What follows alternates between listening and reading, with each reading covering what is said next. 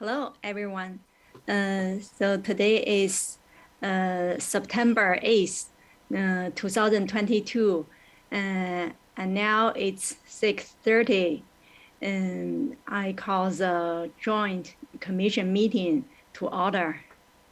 And now we just start with roll call. First, Park and Rec Commission. The roll call start. Commissioner Swamy.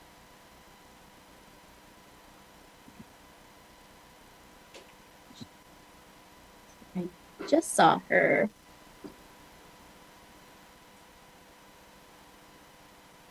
I'll come back to her. Commissioner Stanek. Here. Commissioner Kumarapan. Here. And Vice Chair Begor. I see your hand. And Chair Shu. Here. Thank you. Looks like Seema Swami is back. Yes. Okay. Thanks, Sashi. Okay, so next is a Bike Commission. Chair Ganga? Chair Ganga, I saw your Yes, name. I'm here. Thank you. Vice Chair Carter? Here. Commissioner Eshelbeck? Here. Commissioner John? I think I saw her name down there. Commissioner John? I think she's there. She's trying to say something. I can see on video, but looks like audio is out. Okay, I'll come back to her. Commissioner Linskog? Yes, here. Commissioner John? I'm here. I guess having audio issues. No problem. Thank you. 5 present. We have a quorum. Thank you. And now comes the Sustainability Commission. Billy Corral, Climate and Utilities Analyst. Please say present when I call your name. Commissioner Pakwankar. Present. Commissioner Poon. Present. Commissioner Ramanathan. Present. Vice Chair Weber. Present. And Chair Swaminathan had noted he may not be here, and I don't see him. We have a quorum as well. I just want to check that I'm audible, otherwise I will switch laptops. Yes, we can hear you, Seema. Okay, great. Then I'll speak on the phone and stay on this laptop.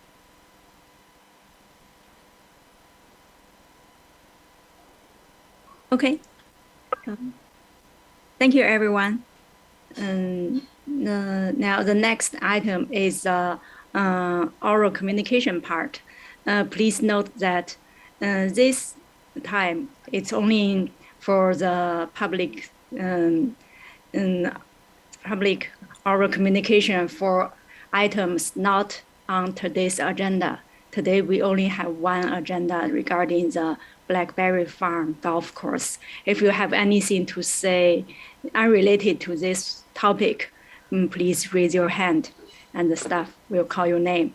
Each community member will have 3 minutes to speak. I saw several people raised your hand, but I'm not sure if you are talking about things related to agenda or unrelated. So now we only ask people to talk about items not on today's agenda.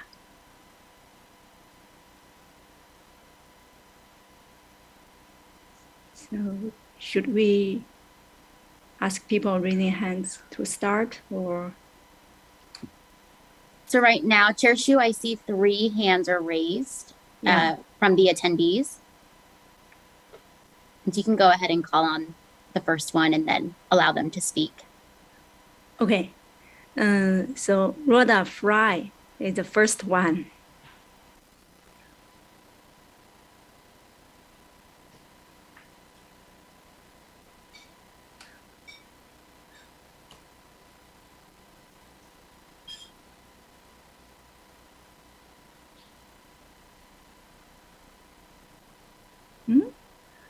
Hello? Good evening, commissioners. You are muted. Oh, Alt A.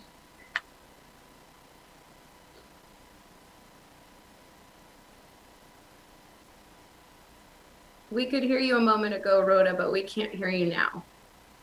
How about now? Perfect. Ah, yay, third time's a charm. Good evening, commissioners. I'm speaking on a non-agenda item. Within the last couple of weeks or so, the slide at the Blackberry Farm pools has vanished. And my recollection is that that Blackberry Farm reopened around 2009. A new slide was put in. There was no slide the first season. There was one put in 2010. And I think there was a second one put in 2014. And over the years, there's been talk about wanting to put in a splash pad down there. And there's been various proposals. I have a list of that, which I can get to you if you're interested. It's sort of a history of it. But anyway, during the capital improvements plan, the issue of replacing this slide came up. Council was against it. One of the things they talked about was that staff would need to be trained on that slide, and the training was somewhat onerous, and that it would take more staff to man that slide. However, you know, if you did some quick math and figure out how much it would cost to build a splash pad versus providing a young person a summer job, having the slide and providing a young person's job certainly worked out in the city's favor to a large extent. So question I have is, what happened with the slide? It seemed like it was in good condition and that the city council wanted to keep it. So I'd like to know. I guess you can't speak on non-agenda items here, but maybe for the next meeting. I thank you very much. Okay, thank you. And the next speaker is Peggy Griffin.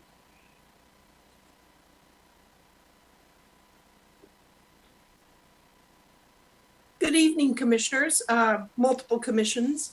I have two topics to talk about. One is the slide, and I just wanted to notify that the Blackberry Park pool slide is gone, and it disappeared within the last week or so.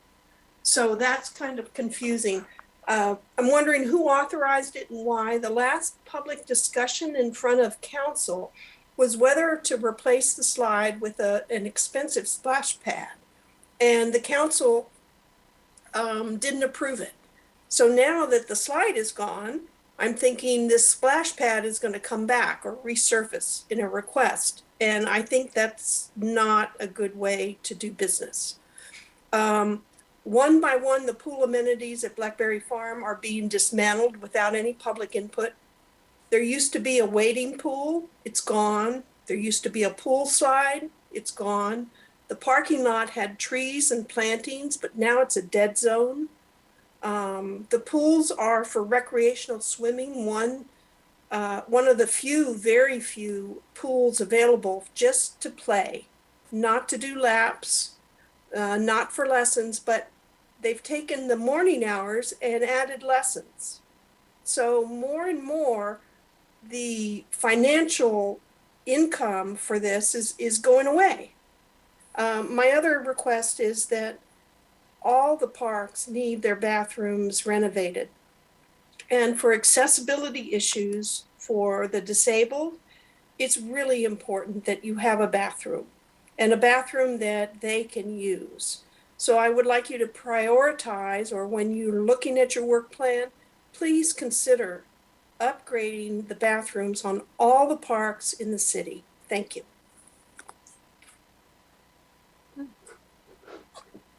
Thank you, Peggy. The next speaker is James Lee.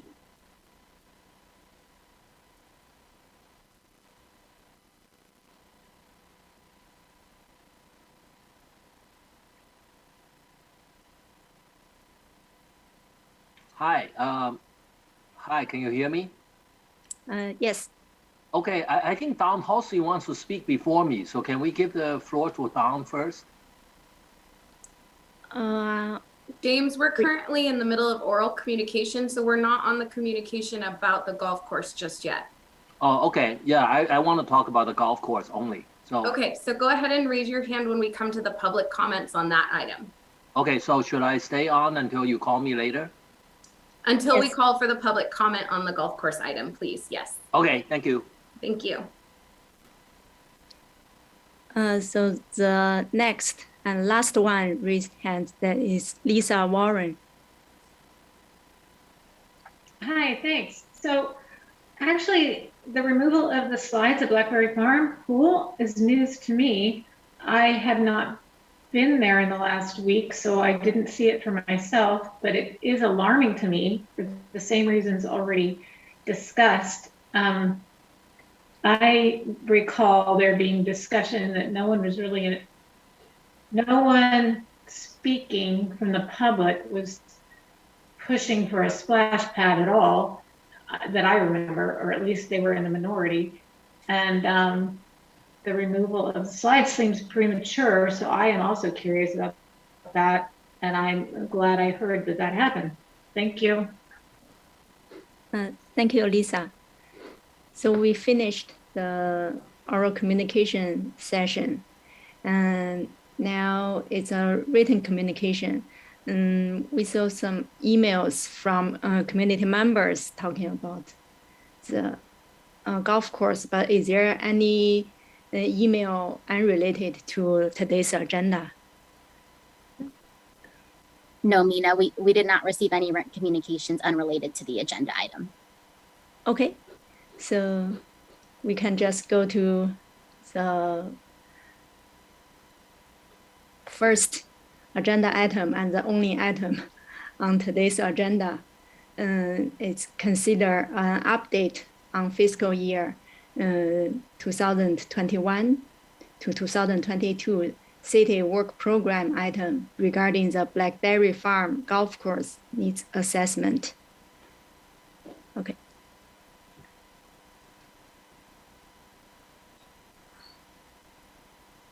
So staff can start your presentation.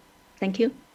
Thank you. Good evening, commissioners. I'm Matt Morley. I'm the Public Works Director here in Cupertino. I wanted to thank you all for your time tonight for attending the meeting. I know this is an extra meeting for you, but I think it's an important subject. We're here to share with you the results of our public outreach from the Blackberry Farm Golf Course Future Use Options Study.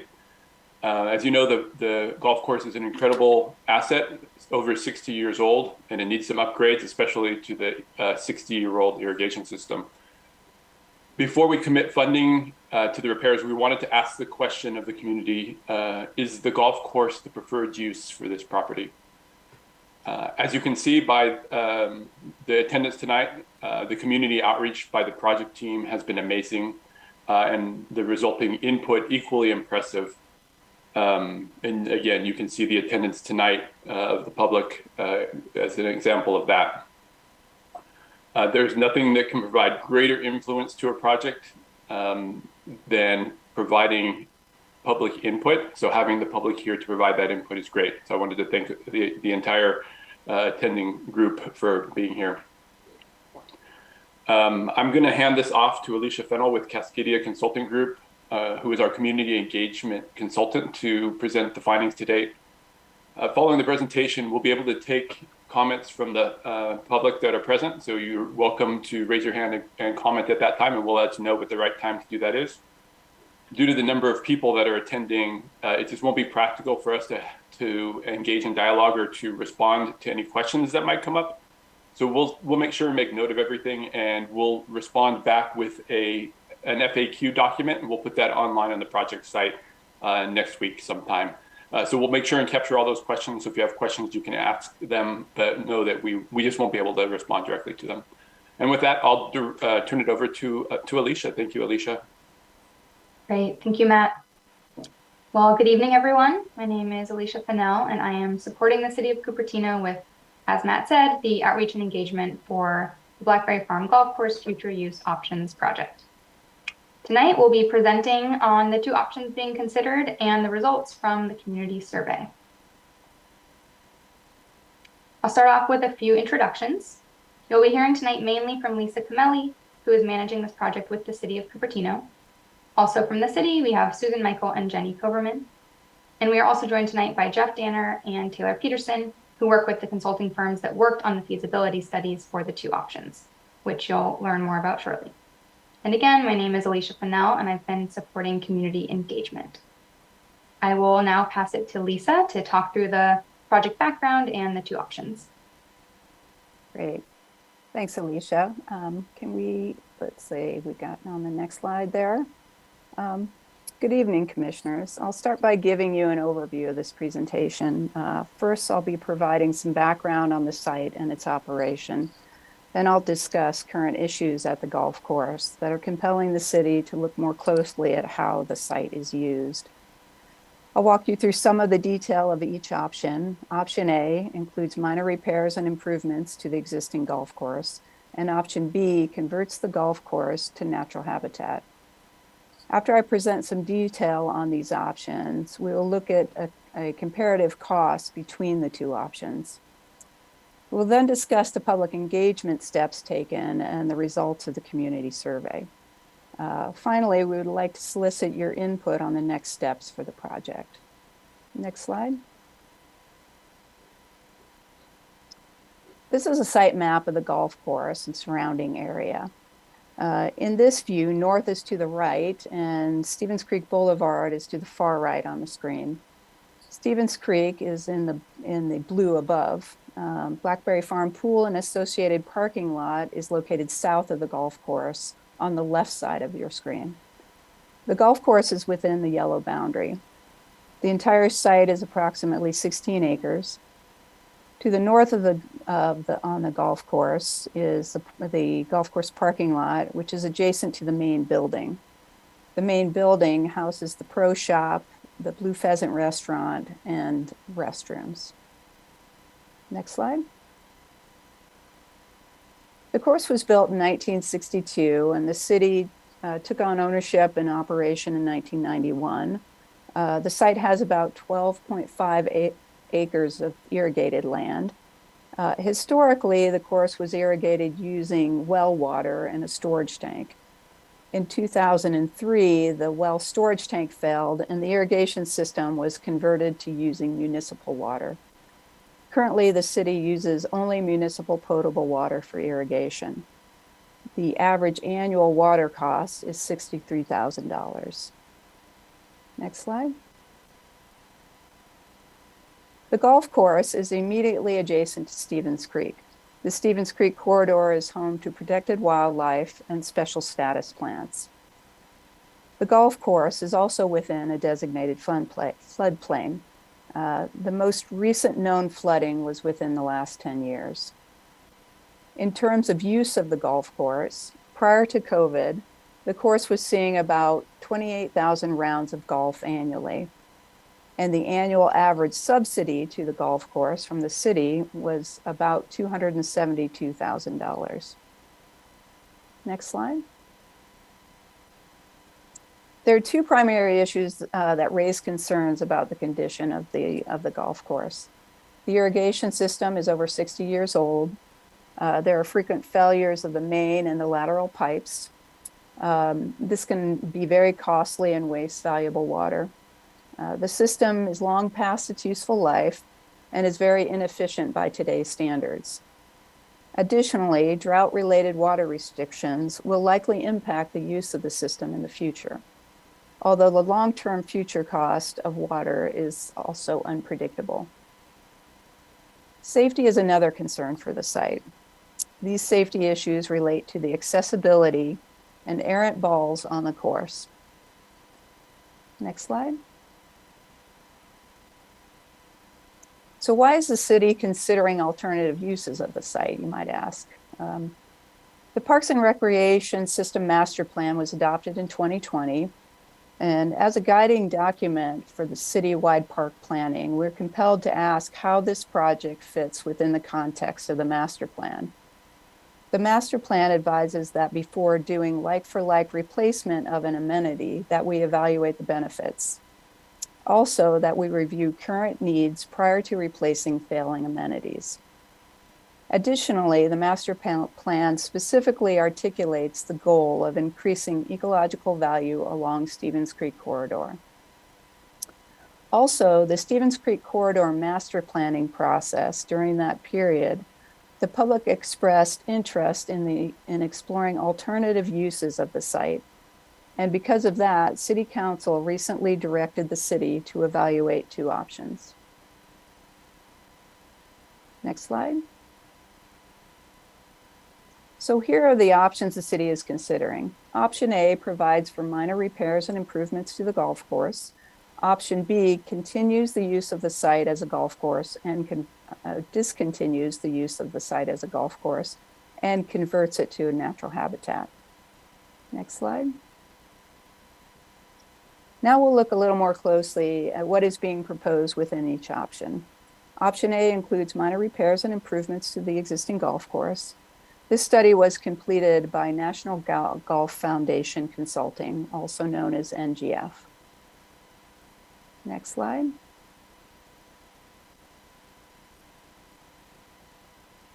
This study contains three primary elements. These include the replacement of tees and greens and conversion of the empty ponds to lowland plantings. It addresses the primary golf course safety issues, and most critically, it looks at replacement of the irrigation system. Next slide. Now I'd like to take a look at the historic water use for the site. This table indicates that between 2008 and 2013, the site used 15.9 million gallons per year. And then from 2014 to 2021, the water use was reduced to 8.5 million gallons per year. As you can see, there's a considerable reduction in water use after 2014. On average, after 2014, the city used only 53% of the water used prior to 2014. Given the condition of the existing irrigation system, this is an incredible reduction of use. In 2014, a few things propelled the reduction in water use. First, county-wide water use restrictions were introduced and implemented. Additionally, the city installed a higher efficiency control system for the irrigation heads. Also, there was considerable reduction in total acreage being irrigated.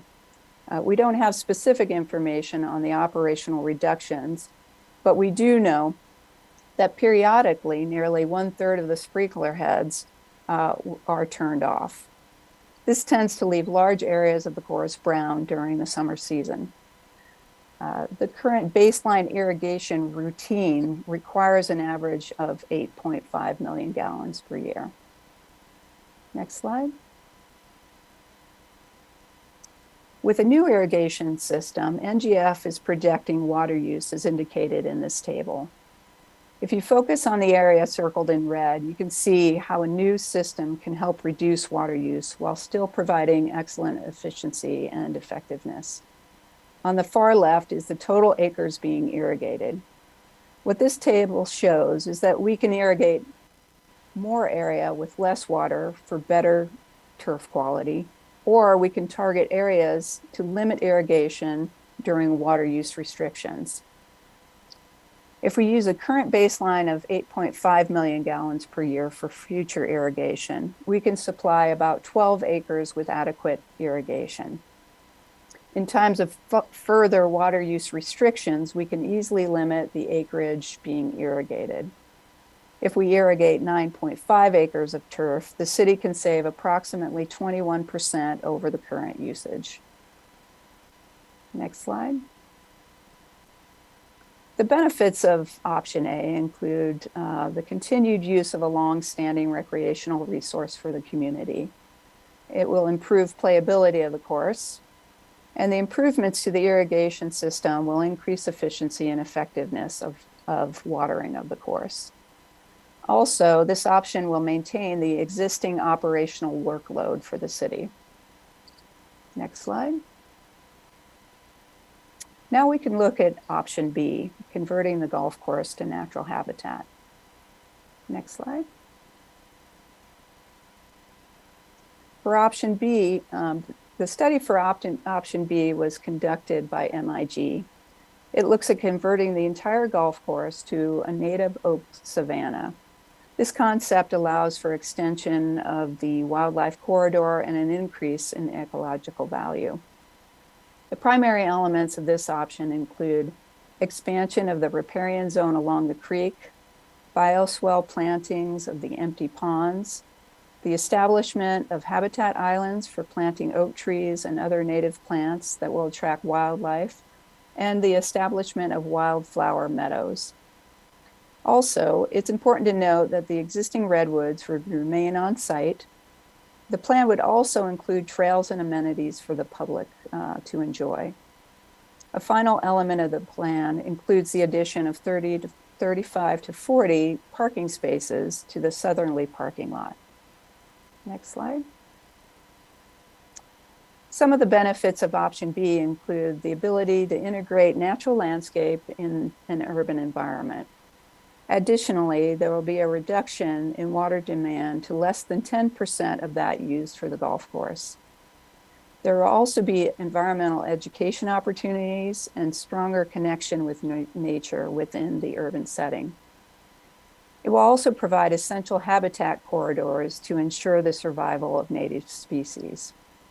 It's important to note that to provide a fully mature natural ecosystem on the site will take many years, but monitoring the progression of the changes has benefits for environmental education. Next slide. This is a concept plan for the conversion to the natural habitat. It includes the habitat islands, which are the small green circles dispersed throughout the site, an expansion of the riparian corridor indicated by the long, narrow orange strip along Stevens Creek, planting of the bioswales indicated by the narrow green strips in the location of the historic ponds, as well as wildflower meadows indicated by the yellow patches. Additionally, there would be approximately 4,500 linear feet of walking trails, indicated here by the white lines on the site. Next slide. These photos help provide some context for a conversion of the golf course to natural habitat. So you can see on the left, this is the existing golf course. On the right is an existing oak woodland with trails similar to what we might see at the site if that option is chosen. Next slide. Here on the left is a photo of the existing pond area of the golf course. On the right is a sample of a not yet mature native habitat island, which I believe is at McClellan Ranch Preserve, if I'm guessing correctly there. Next slide. Here on the left is an example of a mature wildflower meadow. And on the right is a photo of what a typical mature habitat island might look like. Next slide. Now I'd like to show you a cost comparison between the two options.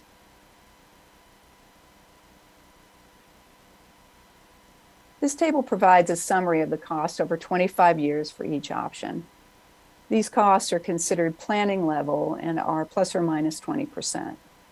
Additionally, it provides an estimate for the total amount of water used for each option. The key takeaways for this table include the following. The difference in total project cost over 25 years is just over $2 million, with cost higher for restoration to natural habitat. The average annual operations and maintenance costs difference between the two options is $84,000 per year, with cost higher for the restoration of habitat. However, restoration to natural habitat will use less than 10% of the water needed for the golf course. To keep in mind, these costs do not account for potential grant funding, which may be available for the conversion to natural habitat option. The other consideration as we view this table is that water costs will likely continue to rise at levels above the consumer price index. And this may narrow the cost difference over time. Next slide. Now I'd like to turn it over to Alicia with Cascadia Consulting to discuss the public engagement process. Alicia? Thank you, Lisa. So as folks have noted tonight, community engagement has been an important piece of this process and a high priority for the city throughout the project. So I'll give a quick overview of what the community engagement process has entailed and then present the results from the community survey. Beginning in the spring, the city's public outreach for this project has included a distribution of informational postcards, a presentation at the Parks and Recreation Commission meeting, a virtual community meeting and open house events at the golf course, a pop-up event at Memorial Park, and the online survey. After the survey closed, we analyzed the results in July and August. And today we are here presenting findings at this joint commission meeting to receive your feedback and recommendations. In the next couple of months, we will present these findings to City Council and seek their recommendations for how to move forward. I'll go over some of the survey basics and then dive into some of the findings. The survey was available online on the Engage Cupertino website, as well as on paper at several community centers. The survey had 14 questions, 9 of which were required and 5 of which were optional. And it received just over 4,000 responses, with 63% of those coming from Cupertino residents and 37% coming from non-residents. To ensure that the survey responses were legitimate, we filtered them by user IP address and reviewed responses from any IP address that took the survey more than 4 times. Most of the responses reviewed were assumed to be legitimate entries because they used different email addresses and the open-ended responses were varied. We ended up removing just 4 responses that were assumed to be duplicates, which comes to less than 0.1% of total responses, so does not impact the overall results of the survey. This slide shows the overall results of option preference. When analyzing responses from all survey respondents, about 52% prefer the golf course necessary repairs and minor improvements. However, on the right-hand side, when analyzing responses from only Cupertino residents, about 57% prefer conversion to natural habitat. On this slide and the coming slides, the N refers to the number of responses included in each figure. We see similar trends when looking at option preferences based on how far survey respondents live from the Blackberry Farm golf course site. The majority of survey respondents who live more than 5 miles from the site selected golf, which you can see on the left-hand side, while the majority of respondents who live 5 or less miles from the site selected the natural habitat option on the right-hand side.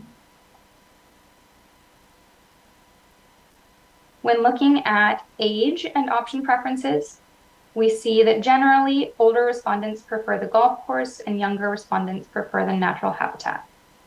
When filtering responses by people who selected option A, the golf course, 41% are over 60 years old. Comparing these age demographics to those who selected option B, the natural habitat, 29% are over 60 years old.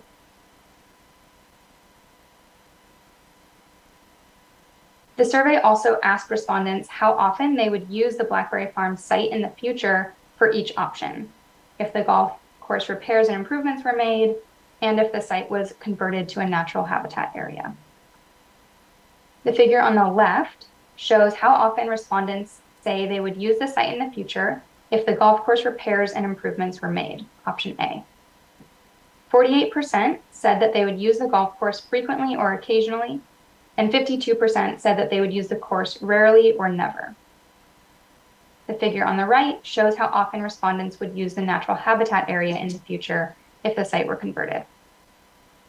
57% of respondents said that they would use the nature area frequently or occasionally, and 43% said that they would use the area rarely or never. With that, we thank you for your attention and look forward to hearing from you. So at this point, I will hand it back to Chair Hsu. Thank you for the presentation. Your summary is pretty good, very complete. And now it's time to for the commissioner to ask clarification questions. For commissioner, if you have any question want to ask, please raise your hand. And I see the first one, Commissioner Swami.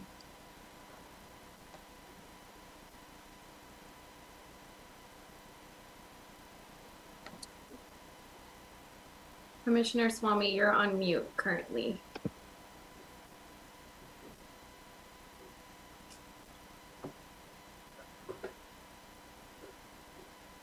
We still can't hear you.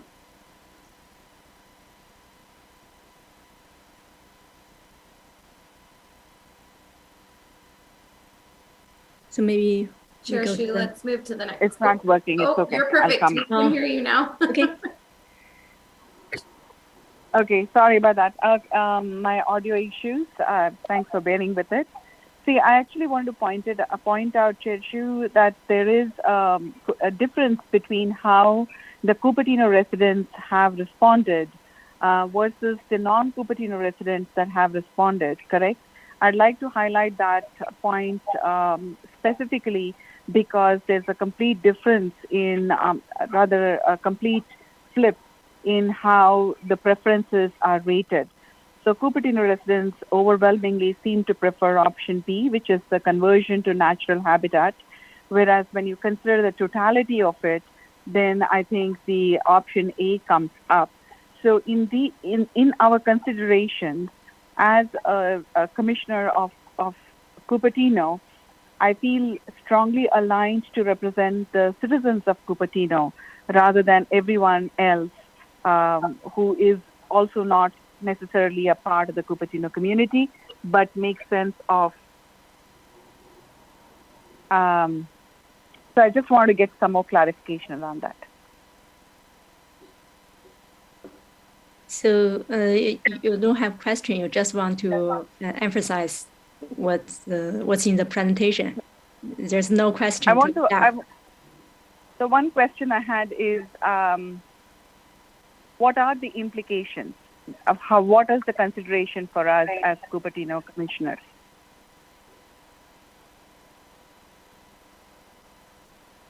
So who can answer this question?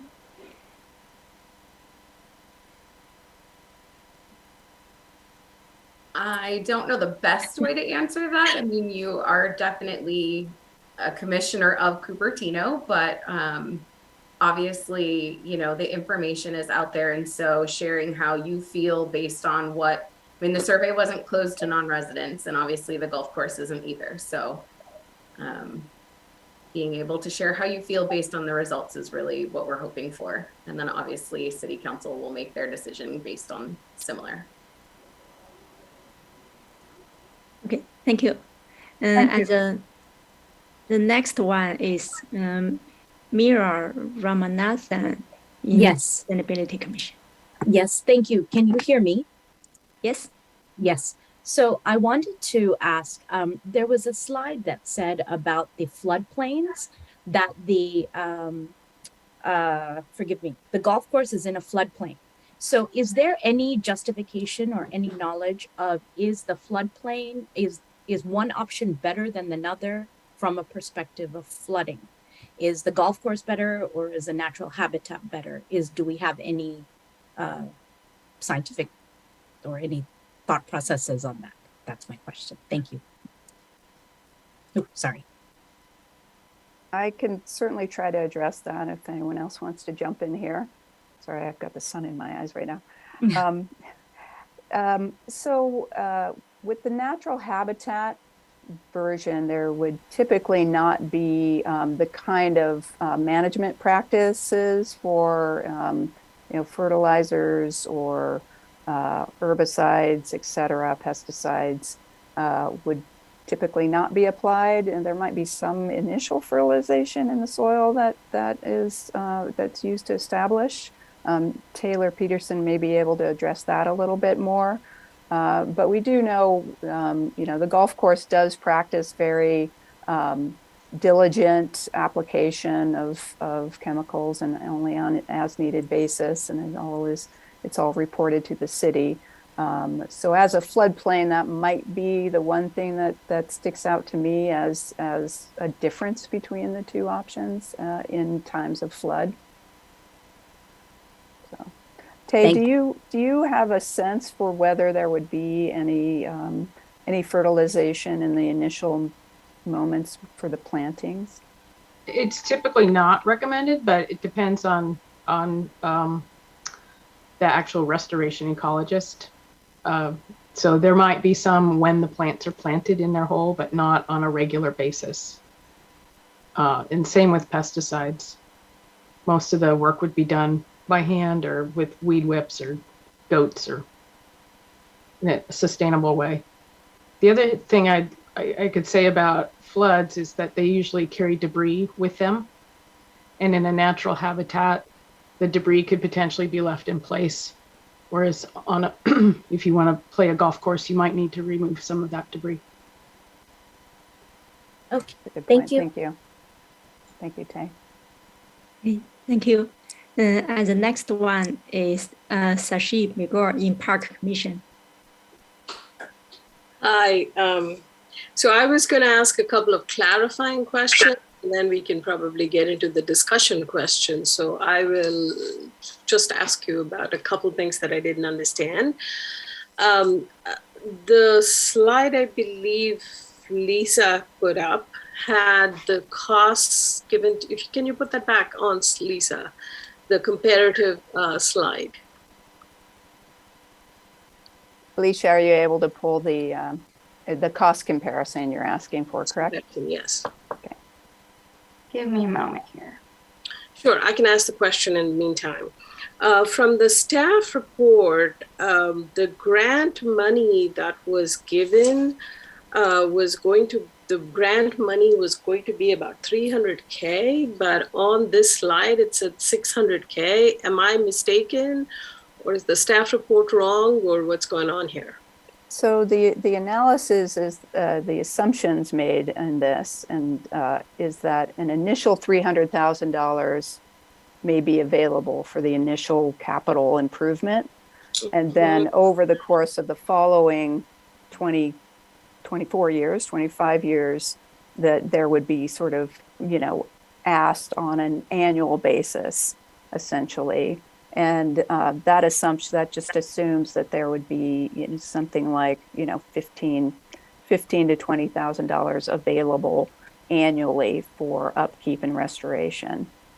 So there's no guarantee that it will happen, but it's possible. So really, we only have $300K at this point that we know is possible grant. Well, we don't even know that $300K is possible, to be clear. Okay. But keep in mind that the numbers you see do assume there is no grant. So if there is a grant, those total prices will be reduced. Okay. And then the other question I have is, when that calculation was made, the assumption was, I believe I saw a comparison for 10 years. I might be mistaken, but I believe we saw a comparison for 10 years at one point, and now it is for 25 years. Can you explain the logic here? So I think everything we've presented to the commission has the 25-year outlook.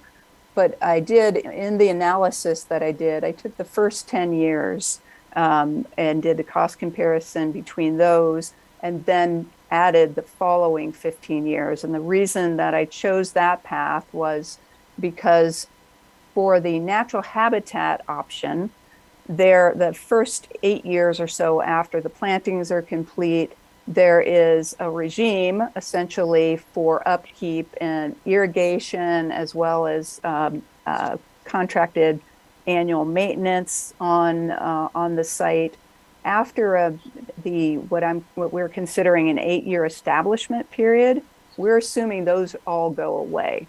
Essentially, once the habitat is mature enough, the practices, other than sort of fire suppression maintenance would essentially be eliminated, as well as the irrigation, or most of the irrigation. Okay, so there was a slide that you had put up where you said it was an immature island, habitat island. How long has that been? That is a good question. I don't know if maybe Rochelle or Jenny knows when that was the McClellan Ranch. Tay may also know that question. So I'm not sure if anyone else on the call knows when that was planted. Okay, because that kind of would give us an indication of how long we really need to water this habitat, because Right. that's more than 8 years. Right. And our estimates are all wrong. Right. So Tay, do you have a sense for what your, just from your experience, what time frame this may have been planted in? I am not sure when McClellan Ranch planted those, or how big the plants were that they planted. So I do know from experience that this 8-year window is very typical. It's typically what's required by Cal Fish and Wildlife and all of their permits for creek restoration areas. And so that's experience over time, that it used to be 5 years. Now it's 8 to 10 years that they want monitoring. And so that's what I base that estimate on. Great, thank you. They do require less water over time as their roots get established and they go deeper. And you want to water them fairly deeply so the roots do get established, and then you don't have to water them as much. Okay. Great, thank you. So I guess the follow-on question to that would be, if you don't have to water them as much, what is our estimate for what they need with water? And that needs to go into our calculation as well, right? I'm sorry, can you repeat that? You cut out just for a brief second. Oh, I'm sorry. So if let's say we have a plan to water them for 8 years fully, and then it's going to take us another 4 years for that to be established without watering. In that 4 years, what is going to be our watering plan, and how much is that going to be costing us? Is that in the calculation? In both the water calculation and the cost calculation? Yes, the water calculation and the cost calculation assume an 8-year period. So as you can see on the cost comparison, it's for that first 8 years, we're looking at about 14 million gallons. An additional, say, 4 years, you might add another 50% onto that. Maybe you double it. You're still at 28 million gallons versus over 160 million gallons. So, and the cost would also change there, right? So we didn't take the cost into consideration. Okay. Yes. I have one more question. This was with regard to the trail. I just was distracted for a moment, and you had mentioned we would be getting extra trail. How much of extra? You gave some number, but I missed that number. Sure, yeah. We are looking, it's approximately 4,500 linear feet, which comes to about 3/4 of a mile of trail, additional trail. So additionally, we already have a trail there, and we're going to get another 3/4 of a mile there? Okay. Correct. That's now just to be clear, the concept plan that you saw this is not written in stone.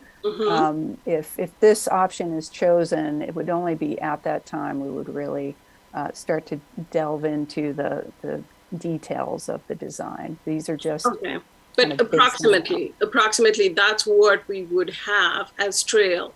Is that the max we can get?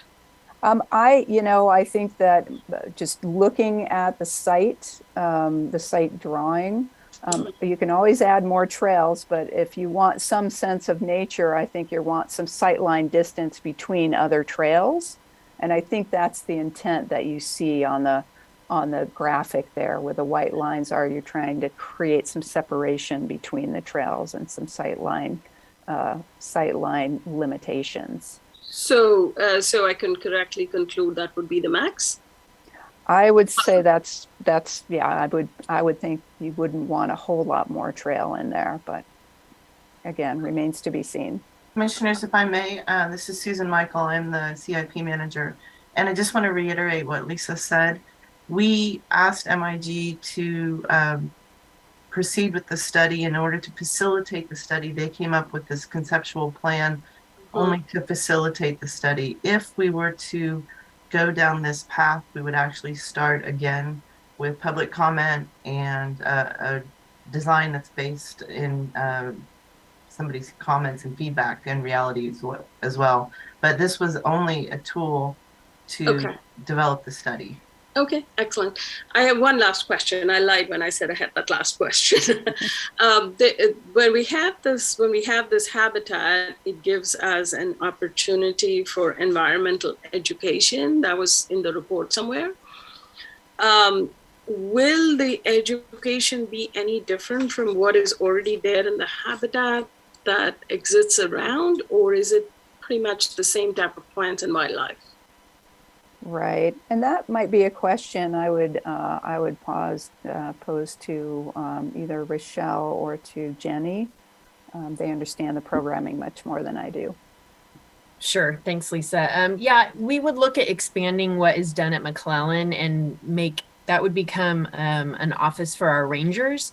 So we would aim to have more junior ranger program and things that would revolve more around the rangers leading them than the some of the similar classes at the Environmental Education Center. But we would, work in conjunction with all of them to increase as much programming out there as we could.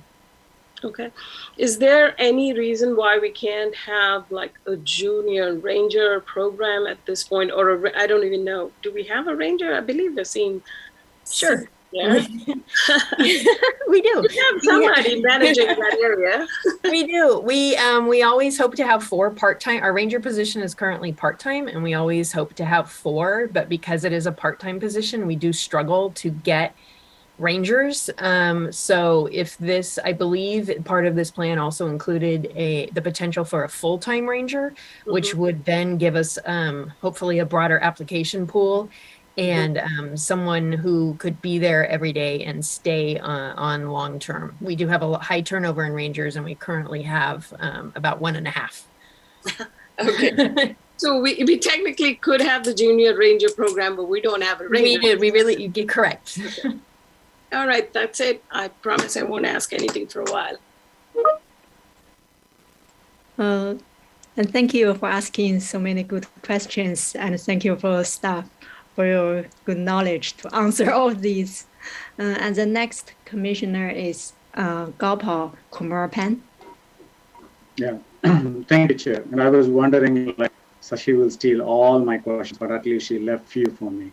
So that's good. So 3 questions. Number 1, maybe I'll go on the reverse order.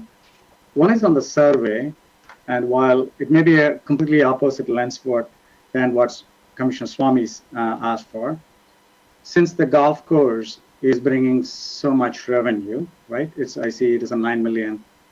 If I correct, if you see that once, if it is that much, I think it is also contributed by the people from outside as well, right? Not just Cupertino resident. With that angle, do we have a combined, ignore the resident, non-residents, do we have any chart which displays what's overall result? Because I tried to map it, combine these two with the numbers, and I'm not too good at it at this point.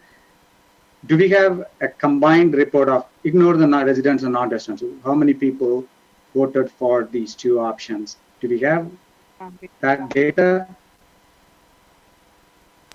Maybe it's the first time. Yeah, I believe that's the graphic that, so the way it's split out, I think Alicia can share the screen again. You'll see on the left-hand side is the total, all respondents. The right-hand side is Cupertino residents. Oh, the left side is the all residents, so maybe I missed that one. Yeah. Okay, so you do have one with all residents. Okay, that's maybe I tried to note it down. I split it as non-resident, resident, but thank you. So this is, okay, so this gives overall, that's good news. Okay, thank you. And the second, and the questions now go back onto the golf study.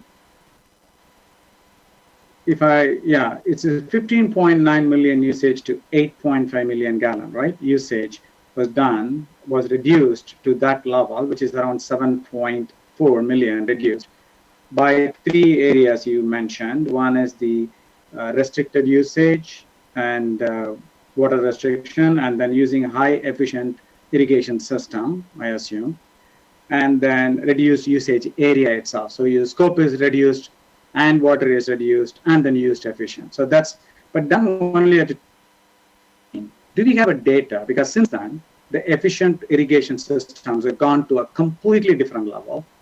Like we use it at our own lawns, where it looks at the weather, it looks at the moisture level on the overall, and then it stops watering, right? Lawns and stuff. And I personally see it in my own area. Sustainability commissioners should be jumping in doors, saying that when at least people started using it, it really reduces the water consumption. It is more efficient. Have we done any, just a quick study on, because 2014 to 2022 now, 8 years now, if we go replace just that one component of it, what is the effect involved? Because I'm trying to see that we are going with a study of whatever it is, like 8 years back on the data. But the same, if I apply the principles now, definitely I do see that there should be some increase, but I want to know what that is. If you just apply that, because they provide the data on what's the average usage, right? So would it be possible? I know we're not going to make a decision today, but it's going to, but that will be a very important data point, because all the natural habitat one is we are taking the right current data. We are taking what it takes today to do it. But we are comparing with the data of what we have done, and the city has done an amazing job, city staff and the city, to reduce almost 50% of the usage just by these three. So I'd like to understand what would take to get that one, because that's a very important data point. I'm sure that you may not have it today, but I'd like to get that data because this is very critical. So that's number one. Number two, and we talked about the reduction of, I think in the when the comparative statement, and you said that the reduction would be less 10% compared to the golf course, correct? That's for over 25 years or per year? So total use of irrigation water would be 10% of what is currently used for the golf course.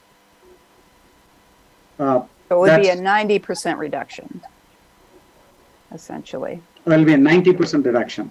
Correct. Yeah, sorry, if you could go by, I just want to get, because of 168 to 14 million. Okay, so that's what I was confused. Is it 10% or 90%? Okay. Yeah. And I know you called it out saying that if you used, I think maybe a couple of slides back, if you used 10.5 acres, 13% less, and if you reduce it by one more acre, it is 21% less, correct? Can you, if you don't mind? Yeah, that should be, Alicia, a couple slides back there.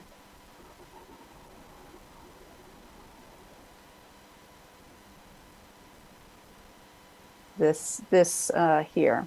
Yeah. So this is a table with a new irrigation system, which would have sort of the most, the most recent technology associated with it. And these are numbers that were put together by NGF through a sub-consultant who's an irrigation specialist.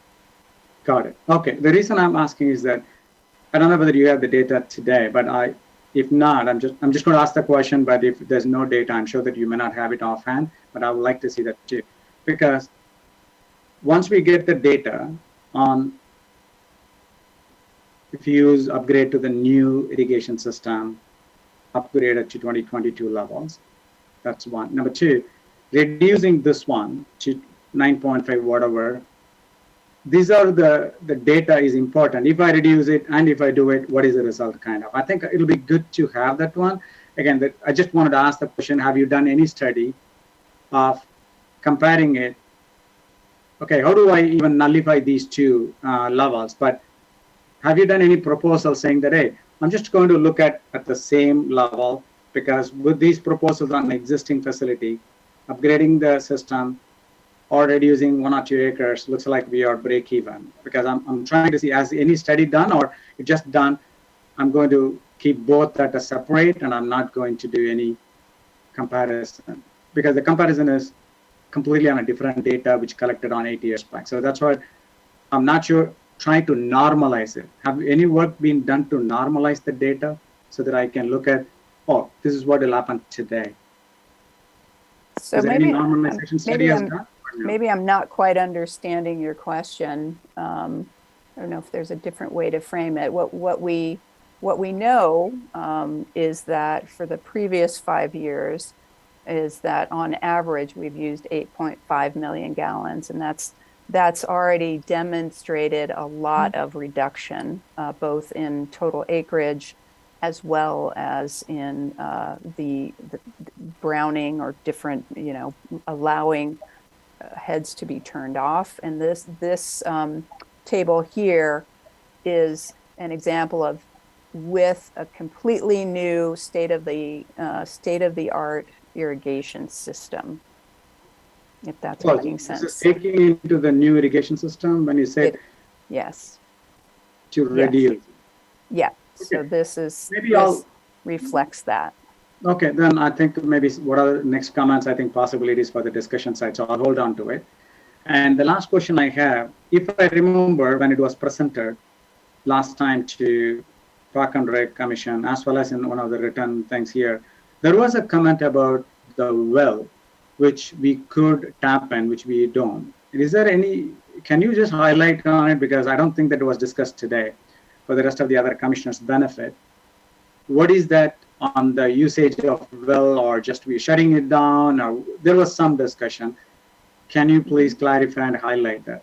Sure, I'm glad to do that. And we did take that out of this presentation, partially for the sake of brevity, and also because both the city's analysis as well as NGF's analysis, it was determined that the return on investment for reinitiating use of that well, we looked at up to a 94-year return on investment.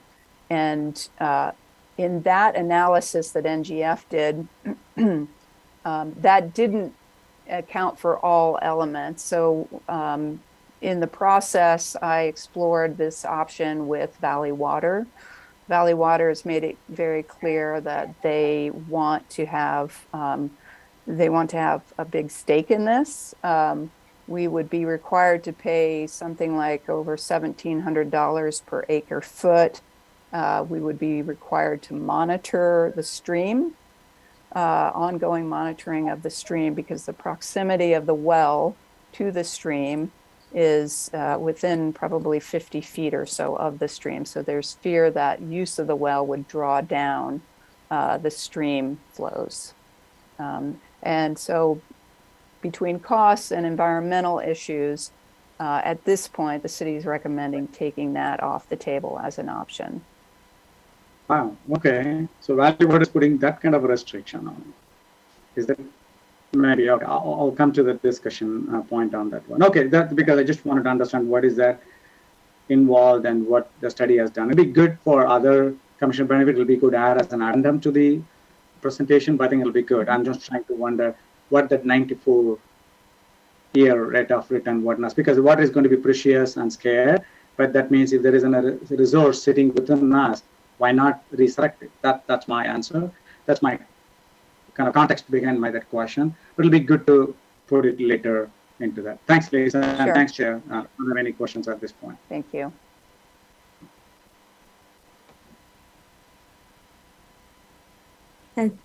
Thank you. So the next speaker is Jack Carter from BAC and PAC Commission. Okay, my question is much more fundamental than all the others.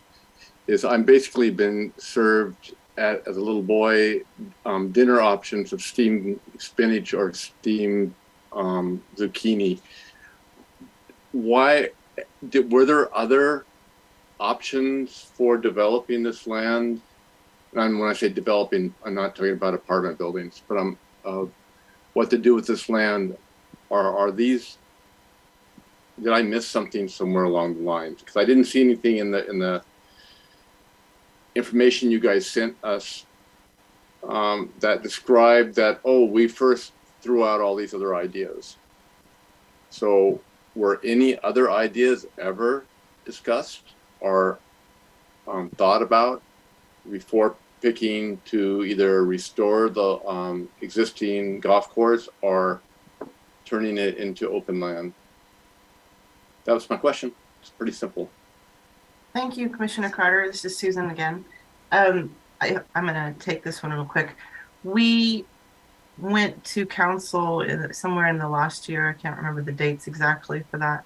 And we went with 2 or 3 options to council, and they asked us to limit it to these 2 options on our investigation. And partly because we wanted to look into the options in a full-bodied, comprehensive way. And so that's why you're seeing the 2 options. So so theoretically, both of these options could just get a no. Correct? Yes, except for the golf course is existing. So in fact, yes, you're right in that sense. The council could not approve better irrigation system. Okay, thank you. Thank you. Thank you. So the next one is Kara Stanek. Okay, thank you, Chair Shu. Couple of questions that I have. Under option A, once the irrigation is replaced, one of my questions is how many days a week would the turf need to be watered in those places where we are watering it to keep it a lush green, good for golfing? That is going to be a good question for Jeff Danner with MGF, or with Danner Richardson. Go ahead, Jeff. Thanks, Lisa. Can you guys hear me okay? Yes. So I'm not sure exactly how many days a week they're watering it right now, but all our assumptions are made using the same water usage requirements that you have right now, which in our opinion is actually too low for what the turf wants to have. But we understand why you've done it. So the real savings as it relates to water reduction, water usage reduction, is related to how much turf you're actually watering. In this exercise, we were asked to look at it under certain parameters, and one of those parameters was not turf reduction. Now there is probably at least 3 or 4 acres out there of turf that could be transformed into some sort of native habitat that doesn't require as much watering. But right now, our assumptions are made under the status quo of what you have right now. And like I said, right now, the amount of water you're putting on the golf course is less than what it should be. But we certainly don't blame you for doing that given the times that we're living in today. So but that doesn't answer your question. I'm not exactly sure how many days a week they're watering the golf course per se. I think it's kind of as needed type of thing. That would be a question for the management company. Okay, just to be clear, the genesis of that question is really guidance from Valley Water or our current water utilities that are asking everyone to limit to twice a week. So I'm wondering, under the new plan, would be looking at twice a week, less than twice a week, more than twice a week? How would we gauge compared to the goal that the water utilities have set for us? Yeah, I mean, you'd have to prioritize probably the greens and tees over everything else. It's a problem that a lot of golf courses are facing in California. They're being held to these restrictions as well. So you're seeing a lot of them turn brown or gold or whatever, which is, actually not the worst surface to play on as far as golf is concerned, but it's not what people associate with a golf course. So, yeah, I mean, you would have to follow what it is they're restricting you to and, tough it out along with everybody else. Okay, I guess that's a question for staff. If you could find out that answer before it goes to council so that they could have a sense of if after we do all this, will we be within the guidelines from the utilities, or would we be below or better or worse? Carol, I can answer. Okay, I can answer a little okay, bit. thank you. Sure. We, as a golf course, we're not restricted to the same as homes. It is different for parks and golf. So the golf course was directed, I think it was last summer, to start to meet whatever stage that was. I can't remember if it's 3 or 4. So they started restricting last summer, which is why if you see the golf course right now, there's a lot of brown spots out there. They're mainly are focused on the tees and greens in some of the areas. And I believe a little bit to your question, they water a little bit each day in little different sections. So it's not just specifically twice a week, it's just certain areas. Okay, thank you so much. The next question was, do we know how many youth rounds are played annually? I know that some of the golf managers and the youth groups have said that they have brought, I don't know, 2,500 youth rounds last year. I was wondering if we know, I mean, that's just them. Do we know how many youth rounds are played there?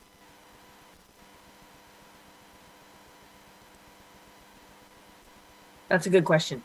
I know that over the last 4 years, the passes sold that to memberships and passes about 77% are seniors and 22% are adults. So I don't have the number of youth offhand for the last just regular play. We'd have to look into that. Okay.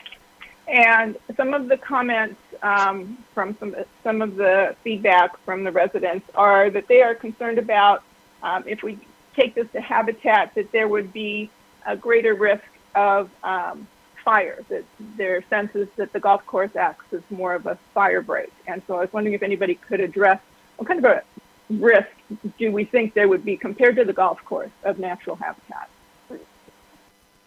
Right. I think probably the best person to start addressing that would be Tay Peterson, just to sort of articulate what the vision would be and what some of the typical management practices would be for natural habitat. So with natural habitat, you would have a defensible space, but we've also designed most of the natural habitat to be grassland that would be mowed. And that provides somewhat of a fire break. Maybe not if it was all irrigated, maybe not quite as strong. But if you're not able to irrigate all of the golf course, it would be dried grassland, similar. And then the defensible space management plan is something that is based on what the CAL FIRE recommends. And so it would follow those recommendations, and it would also follow the recommendations of a biologist so that it's all balanced and keeps the habitat going strong, but also protects from fire. Okay, thank you very much. And my last question, I think this may be for Matt, and that's, have there been any discussions today, and I know that you're fairly new here, but any plans for reclaimed or recycled water being brought into Cupertino? Would that be something that if we do that, that would really be a citywide thing versus just doing it for Blackberry Farm? Do we have a sense of how long it might take to bring recycled or reclaimed water to Blackberry Farm and to the city in general? And I think we'll our city engineer and assistant director, Chad Mosley, will help us with this one. Hello, again, Chad Mosley, city engineer. At this point in time, recycled water currently terminates at the intersection of Wolf and Homestead. The city has had some discussions with Valley Water about trying to extend that system down into Cupertino. There is, to a certain extent, Valley Water intends to use this recycled water to recharge their groundwater systems up in Los Gatos area, but there are some discussions about trying to allow recycled water use for other uses. Most notably, Apple is using recycled water for their campus. And I think part of the reason that was permitted was because they actually paid for quite a bit of the extension to bring it down. That being said, we have done a rough investigation as to what it would take to bring water, recycled water from Homestead and Wolf down to Blackberry Farm, and I seem to recall the cost being somewhere in the $40 million range. So this is not something that you're going to do in a one-time shot. It's going to be something that you're going to do probably in phases over years to extend those. Hopefully that answers your question. It's not something that can be done quickly. Yeah, no, I wouldn't expect so, but I'm so glad to hear that there are those discussions going on. And I think that's it for my questions. Thank you. And thank you for all the information. So the next speaker is Ilango Ganga from Bike Commission. Yes, hello. I have a few questions. I think some of the questions have been already addressed or asked by the previous commissioners. So let me ask a question about the revenue, right? So you have shown in Appendix E that, or Attachment E, that there's a revenue of 9.37 million over 25 years, right, for the golf course. And have you looked at increasing that revenue? Actually, this is estimated, I'm assuming, based on today's dollars, and it's considered to be flat throughout throughout the 25 years. I'm not sure how it was calculated, but have you looked at the option to increase the revenue from golfing so that that could offset the subsidy that the city is actually paying somewhere in the 2.75, like 275,000 or something, right, per year? So that can that be subsidized? The second thing is the $1.8 million of initial investment for repairing the irrigation system and whatnot. So can that be offset as well, right, by having some type of financing whereby the revenue can offset or take care of the expenses for improvement and also on the operational maintenance expenses as well? So that's my first question.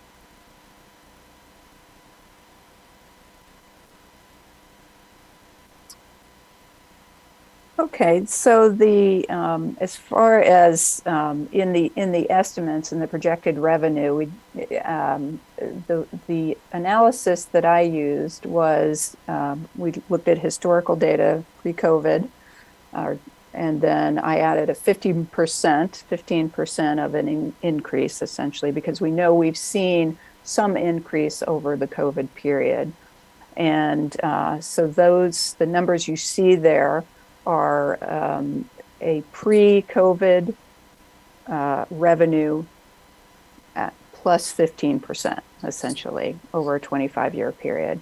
So there is some assumption that there would be an increase in use because of the increase in use during the COVID period. I didn't want to project much beyond that, because once you start to project beyond that, you get when you get into assumptions, you know what they say about assumptions. So so I stayed away from projections like that. There hasn't been a lot of discussion that I'm aware of increased marketing, getting sort of that's sort of a whole different plan. So and maybe Jenny has more to add to that. Sure. We usually do, again, our fees increases do need to be approved by council. We do have a fee schedule. So when we do increase fees, we have to get approval from council for that. The last time we raised the golf fees was a few years ago before we started this study. We have not raised the fees since then. We usually keep at this pretty much the same amount as Sunken Gardens, but due to the condition of our course and going into this study, we have not raised fees since we started it. But absolutely, we could raise revenue. We could raise fees and increase revenue. Okay, okay, maybe I'll bring it up again back during the discussion time frame. And the other question I have related to that is, for the natural habitat, you have projected 500,000 in revenue, and where is this revenue coming from? So I thought that the natural habitat is going to be available for the broader community for free, and so which means that you are making some assumptions on revenue and where it is coming from. Jenny, do you want to take that one? Did you say 500,000? Over the 25-year Over the 25 period. years. Yeah. Yes, I was over the thinking of a 25 year years. and thought, wow. Yeah, so that would come from the ranger programs we discussed earlier, and the ability to add more programs and have more staffing down at that end to increase our programs and have more. Those would be revenue generating programs. Okay, I see. Okay, my next question. Thank you for that. My next question is related to the irrigation system. Right, for the natural habitat, don't you need irrigation system that to establish the plants, right, or trees, whatever that may be, right? So for the first few, whatever number of years it takes for the trees or the plants to get established, you still need irrigation system. So which means that there is going to be an additional cost for that. And the second thing is, like, would that irrigation system will be kept functional so that in future years where you have drought or something like that, do you need to still maintain that irrigation system in order to keep the plants alive and not necessarily drown out the entire habitat or most part of the habitat? Great, thank you. I can start that one, and if Tay wants to chime in, she can add to this. But yes, the natural habitat option would require irrigation in those first, let's say 8 to 10 months or 8 to 10 years. The type of irrigation that would be utilized would probably be drip irrigation. So what we would do is, depending on the final design of the system, which maybe you design some of that system around the existing irrigation system, we would tap into the existing irrigation system and either use quick coupler connections, would require some additional piping, but the extent to which the part of the situation is, which wasn't articulated well earlier, is that the irrigation would be predominantly for the habitat islands. And those habitat islands, they comprise, in this version of the design, they comprise about 3 acres. So there would only need to be irrigation on those, predominantly on the habitat islands. And it would be my recommendation to continue to at least have the irrigation on site as an option in the future. But that, again, we'd have to get into those details if we got further down the road. Okay, has that been included? If I could interject here for just a second. Sure. I just wanted to remind the commissioners that we are working at a very high conceptual level plan here. So a lot of the questions you're asking are about the detail in the future and decisions that will be made, should we go down a particular path or not. I encourage you to keep your questions clarifying in nature of the information that's been provided and at a high level. And also to remind you that there are significant members of the public that would like to provide their input, and so you want to leave some time to get to that. So to the extent that I can encourage your cooperation there, that would be fabulous. Makes sense. I mean, some of the details we are asking in such a way that it's also going to help the public who are listening to this, and so that they can tailor their questions accordingly as well, right? So my question is, like, some of the details that we are asking because we are going to make decisions based on this data that you have presented. And if we are missing some data, it's best for us to go and collect those additional data, which will help us to make informed decisions. So that's another reason for this. Okay, so my next question is on the again related to the water system. I think Gopal already asked this question, right?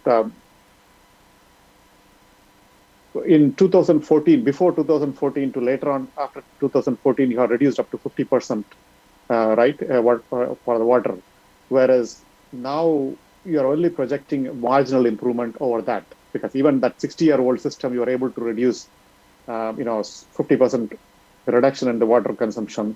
But whereas now with the improved, highly efficient system, you are showing a much marginal improvement. So why is that? Like, is there any possibility to be more aggressive there in order to show better efficient system?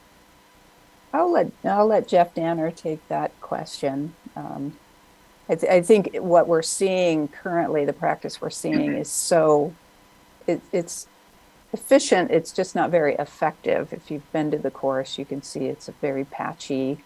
The turf is very not a premium. So, but Jeff, if you want to expand on that. Yeah, it's minimal at best, but how I would answer that is, whether you have a new system or an old system, you're still watering the same amount of grass at the end of the day.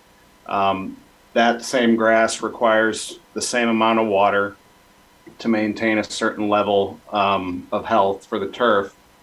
So whether you have a new system or an old system, you're still going to have to throw down the same amount of water. Where the efficiencies come in, and why this is hard to gauge, because we weren't able to dig into the ground at Blackberry Farm and find out, where there might be leaks or things like that, or parts broken.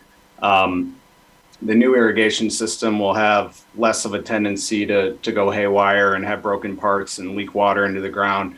So you're guarding against that by getting a new irrigation system, but essentially you're watering the same amount of grass, and that's why the improvement has been marginal. And as I said before, to have better turf conditions, you're going to have to either use more water on the same footprint, or you're going to have to look at reducing your turf footprint. And I would just remind everybody here that, back in 2014, that study included an option where turf was greatly reduced, and we were looking at turning this property into a par 3 course that had less maintained turf. And I believe that was the option that was thrown out that was mentioned earlier. So to really solve the problem, you have to look at reducing your turf footprint. And the way to do that is to probably get rid of most of the par 4 holes that you have. Par 4 holes generally occupy about 3 acres of turf on average, whereas a par 3 hole occupies about 1 acre. And with a par 3 hole, you're basically hitting from the green to the tee, so your fairway area is reduced, and you have more of an opportunity to naturalize, the landscape and the margins more into what you're talking about when we discuss the option for converting everything back to a native habitat. So as an architect, I feel that you could have your cake and eat it too in this situation if you really wanted to, but it would take some further studying and investigation, to get to that point. So. Okay. Thank you very much. I have a last question is regarding a hybrid model. I mean, you looked at, for the golf course, right? You have, right now we are drawing from the municipal water sources. And then there was also an estimate, additional $1 million estimate for doing the well, using the well water for the irrigation. Is there a possibility to do a hybrid of this so that we could, has that been looked at? It's not the one or the other, but can we do some parts of it from the well water so that you are still within the limits of the valley water, valley water guidelines? Right, that can certainly be looked into. It may alter some of the costs associated with this, and I think that would be a consideration also, but it can be looked into. All right, thank you. That's all I have. Chair, if I may interject for a second, do you mind going to any of the commissioners who haven't had a chance to ask questions yet? And then let's go to the public, and we will go back to any commissioners who you will get a chance to ask your questions. But for the time that we're at and the amount of people we have in attendees, I'd like to let our public speak. Okay, so for commissioners who hasn't asked question, I think there are 2 commissioners. The first one is Sonali from Sustainability Commission. And for Commissioner Swami, you already asked several questions. Maybe you can save your questions for later. It's a quick question. It's a very quick question, yes. Two things I wanted to stress. Is this Blackberry farm area a protected area which will not be converted to housing in the future? Do we have any assurance of that? One. And two, what is the, how many people are slated to using the park if it is converted to habitat as opposed to the retaining it as a golf course? Because I want to understand the public utility value of one versus the other, right? And third point, I just want to point out, because it has come up by a few people in the past, in terms of the revenue generation of the golf. But if you really look at the line item, cost minus revenue, we are really looking at a $2 million over 25 years, which is about $84,000 per year. So am I getting my math wrong? Or am I reading it right? I think you're reading that correctly. The difference in O&M costs is about $84,000 per year. Correct. Right.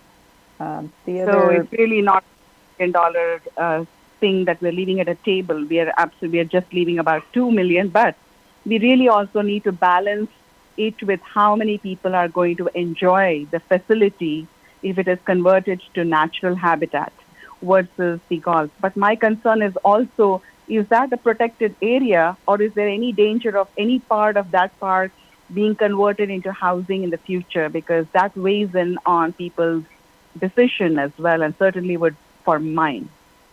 right. Well, as we mentioned in the presentation, it is in a floodplain, so there would be little to no opportunity for any type of big improvements. Good. Thank you, because I think we need all the open spaces in Cupertino for for utilization. But another question that remains unanswered that I'd really like you to weigh in on is, what do you think will be the utilization of Blackberry if it is converted to a habitat versus where it is remained as a golf course? Right. I don't know, Jenny, if you have any sense of that. I mean, we can't we don't know the future, but based on what we currently have, so the average rounds of golf per year before COVID were about 28,000 rounds a year. In COVID, it has been 41,000 rounds. And the rangers do kind of try to track how many people they see on the current trail when they're working.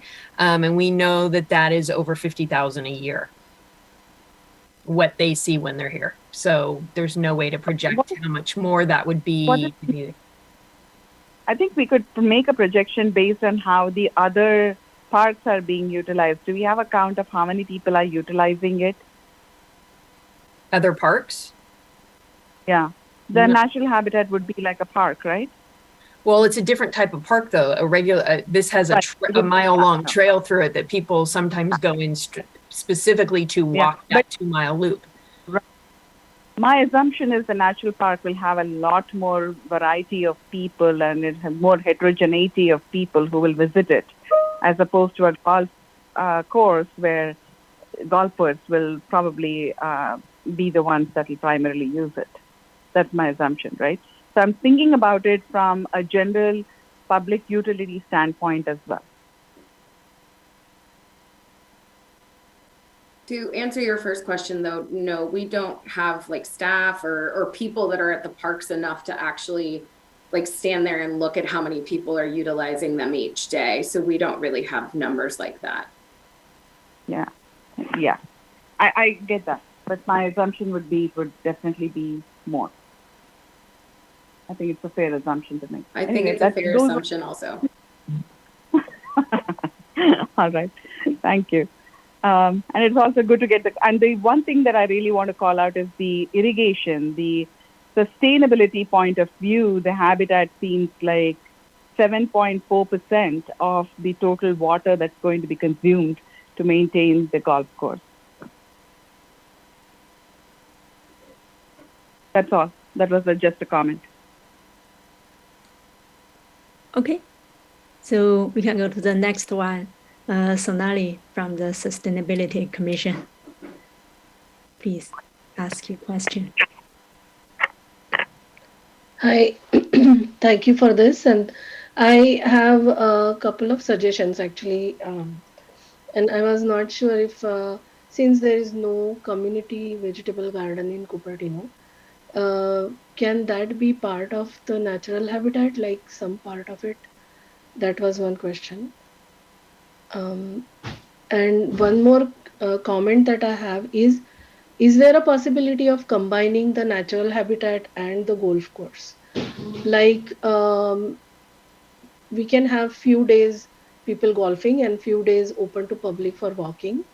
And the land that is not used, as one of the city person was saying that we can have like brown land for some of the golf course part, right? So that can be converted into a natural habitat type of land. I'm just thinking, and if it is possible to combine the two approaches, that way we will conserve on water, but we will also keep the revenue that is coming in terms of golf course. And then the third thing, I was just curious, will there be like some kind of wild animals coming in if it is a natural habitat? So those are my three questions.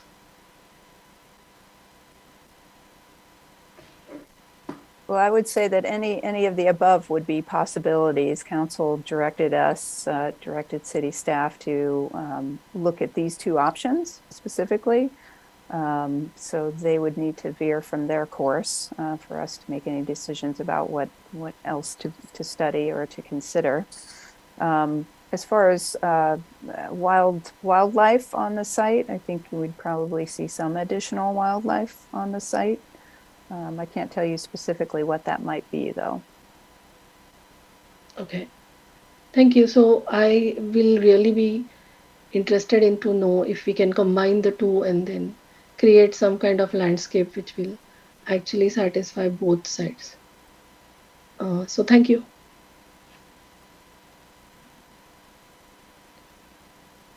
Okay, thank you. So the next one is Gerard Eschelbeck from Bike Commission.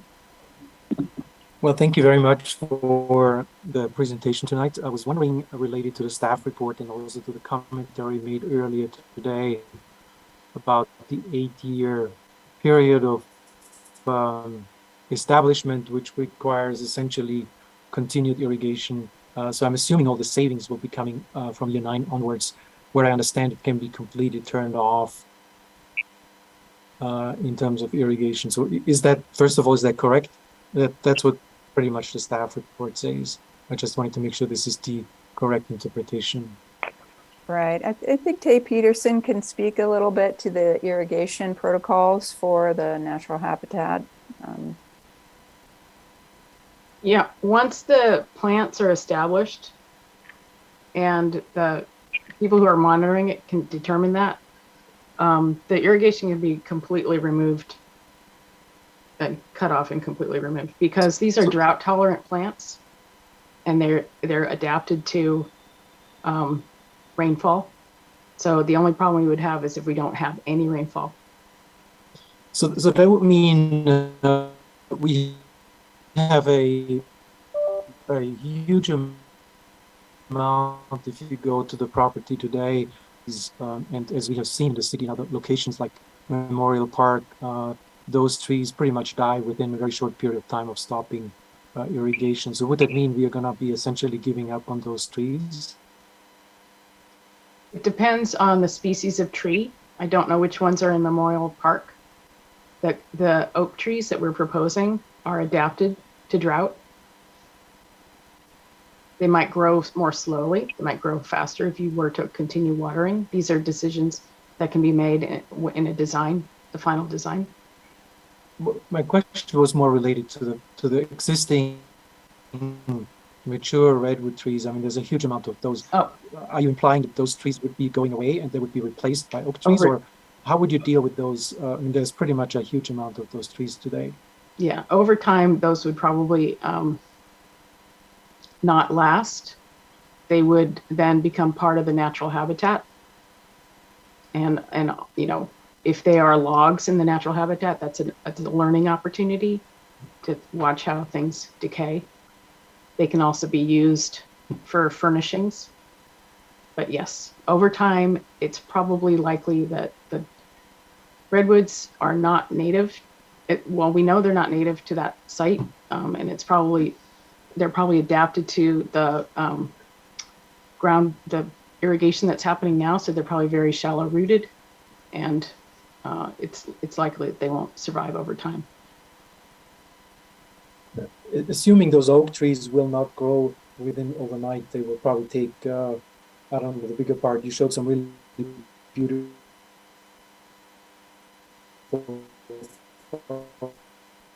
You're breaking up. Your audio, Gerard. We couldn't hear you.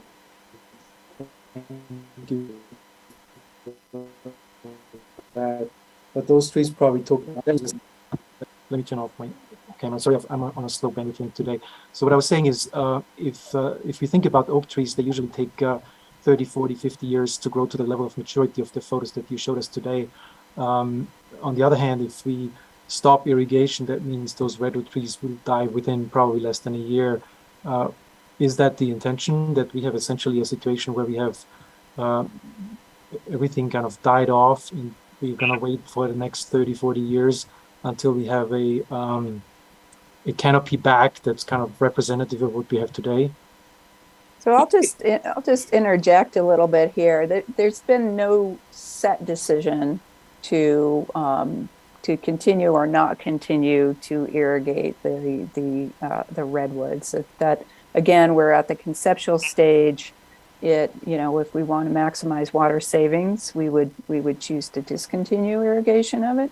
If we value the redwoods in some way, we could certainly make that choice at that time. So just to be clear. Okay, great. Thank you for that clarification. So that means the math that has been presented today is assuming that the redwoods would die off immediately. They would be irrigated like the other elements for that first 8 to 10 years. So I'm not sure they would die off immediately. It depends on how much groundwater there is. Right. Yeah, I think there's some precedents in other places in the system.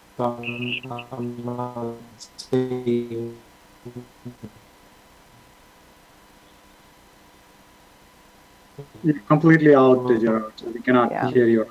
You may want to consider reconnecting. Remember, this is in a floodplain. Thank you for the clarification.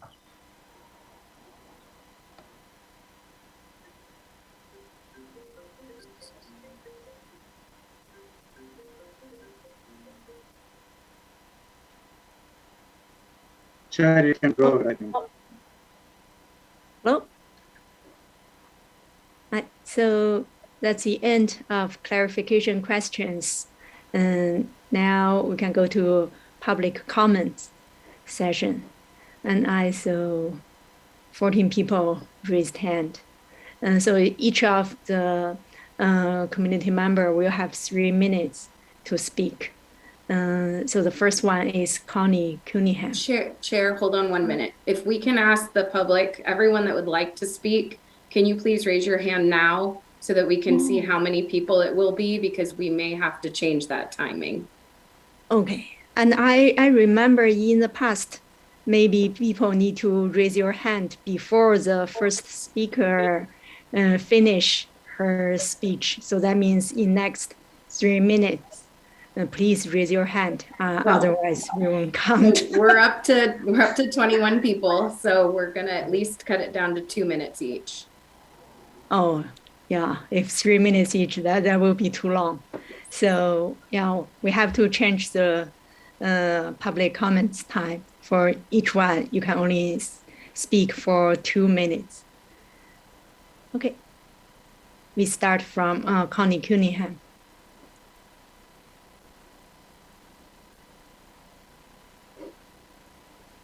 Okay, thank you. Good evening, chairs and commissioners of Park and Recreation Commission, the Bicycle Pedestrian Commission, and Sustainability Commission. Thank you so much for your time. My name is Connie Cunningham. I'm a member of the Santa Clara Valley Audubon Society and a longtime resident of Cupertino. And thank you to the staff for this excellent report. Cupertino's Blackberry Farm and McClellan Ranch are environmental jewels in the increasingly urban environment of our county. I prefer option B, restore natural habitat. I share that opinion with 57% of Cupertino residents who answered this survey. The restoration to nature will use less water. It will open the area to more people to enjoy and become a home to increased biodiversity based on using California native plants and trees. However, use of native trees in Cupertino does not require removal of existing trees. So that whole discussion, I think, is definitely something that will be discussed later, but I know that the Audubon Society does not advocate removing existing trees. I urge the city to apply for grants from the state and other resources to make the restoration financially feasible. Fixing the irrigation system is critical to minimize the use of potable water during drought conditions. Excuse me. Return to nature is best for the environment. As the South Bay becomes increasingly crowded, it's critical that Blackberry Farm and the Stevens Creek riparian area be retained as environmental jewels. Our city has supported the environment in many ways. Bird safe design and dark skies ordinance is valuable. Another is the 15 seconds plan. And by adding this to our open space system, the city will strengthen the sustainability of the city. And I thank you so much for your time this evening. Thank you. So the next one is Muni. You have 2 minutes to talk. Okay, good evening, commissioners. My name is Muni Madipatla. I'm a longtime Cupertino resident and also a planning commission vice chair. I'm here representing myself as a resident. Thanks for holding this joint session on this important topic. It's great to see 3 commissions working together to do the right thing. I took the survey on Blackberry Farm golf course a couple of months ago, spent a good deal of time digesting the data that was made available, and concluded that keeping the golf course was the right thing, as it was costing us less in the long run. In that part of the town, we already have lots of natural habitat and trails. I don't think we need more of the same. I would encourage the commission and the council to keep the golf course as public amenity. This is not something easy to create, and why get rid of something we already have? I don't play golf myself, never visited Blackberry Farm golf course, but would hate to see that facility destroyed in favor of more of the same natural habitat and trails, which we have plenty in that part of the town. I heard the project manager say one of the benefits of natural habitat is attracting more wildlife. I don't think mountain lions are a good idea in the middle of the residential communities. Please keep in mind there was a mountain lion in the Blackberry Farm on June 5th, 2016. I was the one that noticed it when I was doing a bike ride and called the authorities to block the space for public safety. The lion stayed on the tree until 4 p.m. and decided to leave for the mountains on its own. I don't think we want to see more of these incidents. Please don't get me wrong. I love wildlife. I even took a selfie with that mountain lion on that day. I believe they belong in the wild, not among the residential community. Thank you. And thank you. So the next one is Annie Yang. Good evening, commissioners. My name is Annie Yang, and I'm the chair of the Environmental Action Committee of the Santa Clara Valley Audubon Society, SCVAS. I'm also a resident of Cupertino, and I visit Blackberry Farm and McClellan Ranch Preserve at least once a week to visit the community garden, to hike, and to birdwatch. I'm speaking today in favor of option B, conversion of the golf course to natural habitat. As you may know, SCVAS is headquartered right here in Cupertino at McClellan Ranch, and we are joining the majority of the public survey respondents from Cupertino, 57%, in favoring option B. The amazing number of participants who want to see the site converted to natural habitat shows that bolstering natural ecosystems while providing more equitable enjoyment of the space is a popular choice. Option B adds habitat value to an important wildlife corridor. We are seeing massive bird loss and insect declines, and every bit of land planted with native plants that supports a healthy ecosystem really does help. This is especially important along riparian corridors such as Stevens Creek, where good quality habitat is often threatened and fragmented in the South Bay. Connecting this stretch of riparian grassland habitat to the rest of the Stevens Creek corridor will provide a valuable habitat connection for birds and other wildlife.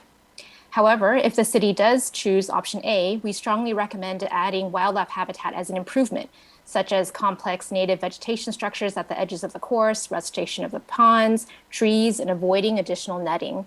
Although we prefer option B, we urge the city to make maximizing habitat value as a goal in either option. Mountain View recently passed a citywide biodiversity strategy through which it will integrate biodiversity outcomes into all city projects and policies and private development. We encourage Cupertino to do the same. SCVAS already offers some educational opportunities at Blackberry Farm, and we will be happy to partner with the city and park rangers to provide more ways for the public to appreciate and learn about our natural spaces. We hope that you take this opportunity to choose to rewild an important connection for wildlife.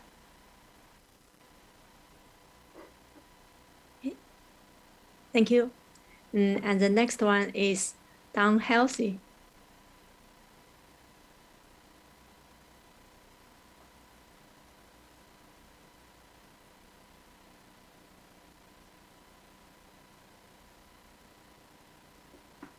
Oh, hello?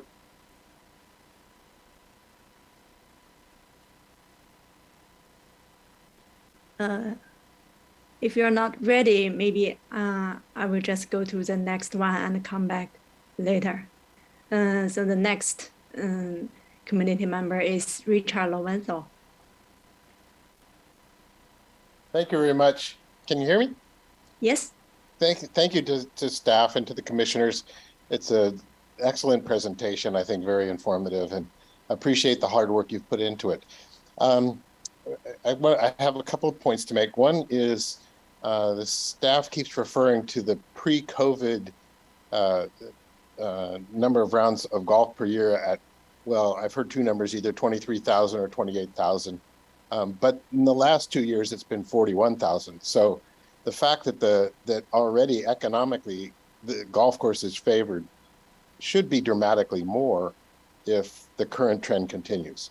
And all golf courses have seen a permanent increase in golf activity since the pandemic. So I don't think there's any reason to do as you did, which is to go back to the pre-pandemic numbers for rounds of golf per year. So it's an almost 2-to-1 difference, where financially the golf course will look a lot better if you take the current number of rounds into account. One other option for you to consider is what has been done at other golf courses like the Meadow Club and Emerald Hills, which is in times of extreme drought like we have at the moment, just water the greens. That'll reduce the water use of a golf course by 90%, the same amount as converting to natural habitat. So golfers would be much happier to have brown fairways than no fairways. And so it's one way of saving water. And finally, somebody made a good point about the public using a golf course too. You could do what's done at the most famous golf course in the world, which is St. Andrews, which is on Sunday, open it up to the community for picnicking. So it's closed to golf on Sunday at St. Andrews, but the whole community is allowed to come in and have a picnic on the nice grass. So it's another option. Thanks very much. Thank you. And the next speaker is Peggy Griffin. Good evening, commissioners and staff. I want to say that I support option A, fix and preserve the golf course, for these reasons. The wildlife habitat, the golf course and a wildlife habitat can coexist. And like he said, you can combine picnicking on Sunday and golf the rest of the day, the rest of the week. Add and replace the trees that have been removed on the golf course. They haven't been replaced. Restore the ponds with natural vegetation and water. Fire safety.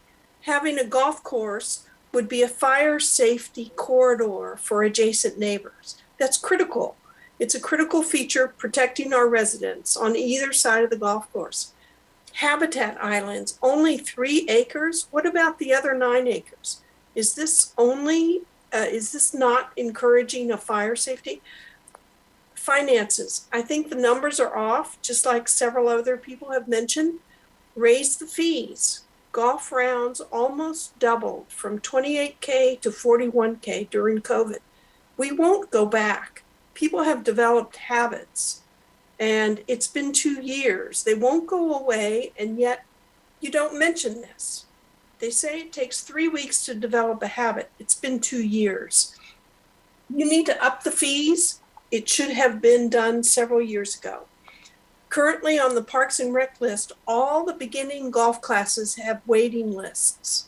This is an indication of inadequate resources. We need a beginner golf course for people to use and practice on. Thank you. Thank you. And the next one is Lisa Warren.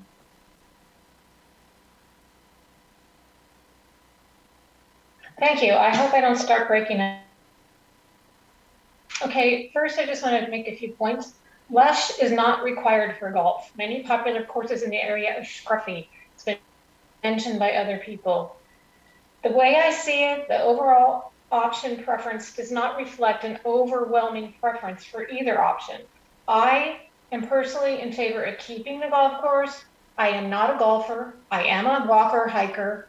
Our sons learned to golf there. They golfed with 3 generations, their father, their grandfather. It's a family thing that is different than what we have elsewhere. The city has proven that they are not good at restoration of natural habitat, in my opinion, and McClellan Ranch is a good example of that. Just like other developments, we should strive for variety. McClellan Ranch preserves activities and spaces of natural habitat and gardening. Rancho was just over 2 miles with natural habitat galore and hiking for any level. The nature option of adding only 3/4 of a mile of trail is not really significant enough to replace the golf course, which offers recreational options and is a better use of the acreage. If some walk 3/4 of a mile further, they just walk more on the existing trail. Critters of all kinds love golf courses and are already there.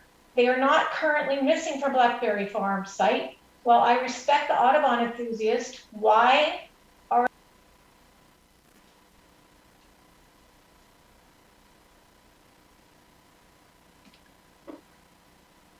Oh, is there any connection issue? No, the 2 minutes was up, Chair. Okay, so the next resident is Carol Overman. Hi, guys. I just wanted to make a point that I live less than 5 miles from the golf course, but I am not a Cupertino resident, so I'm kind of questioning the statistics there. I also want to say that I know that the city of Sunnyvale uses reclaimed water 100% on their golf courses. So that's something that you guys should consider. And as far as, research and all the legwork and everything, I would suggest that you consult with the city of Sunnyvale because their golf courses are paying 100% for their parks and rec activity. And that's all I have to say. Okay, thank you. And the next one is Case Craft.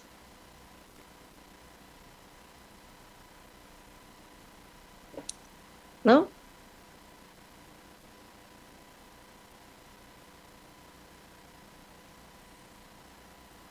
Well, so maybe we go to the next, and if Case Craft is ready, we can come back. Right. Unmute. Oh, okay. Yeah, we can hear you. Oh, can you hear me now? Yeah. Okay, I didn't know where the unmute button was. So I'm a golfer. I'm an avid golfer. I belong to a lot of golf societies. we need to keep this course. It is a premier place for kids to learn how to play golf. I think the numbers that were presented on that sheet were totally off. Using the COVID numbers was absolutely an incorrect thing to do. If you increase the number of rounds by 50% and you increase the fees by 50%, it would double that number. Instead of $9 million, it'd be closer to $18 million. It would pay for all of those costs. I don't know why you went from the 25-year thing to the 10-year thing, probably because it favored that natural habitat. Page 2, the point was made earlier, 3/4 of a mile addition in rail and trails. How many miles of trails does Cupertino currently have? And so what percentage are we gaining? So we be gaining some small percentage, I assume, and then losing a very valuable gem. This is, yeah, I'd like to just support everybody that talked about keeping the golf course already. And it sounds like most of the participants here right now are in favor of keeping the course, as were the people that showed up for the reviews that they had back in July. Thank you very much. Hey, thank you. And the next one is Nick Bailey.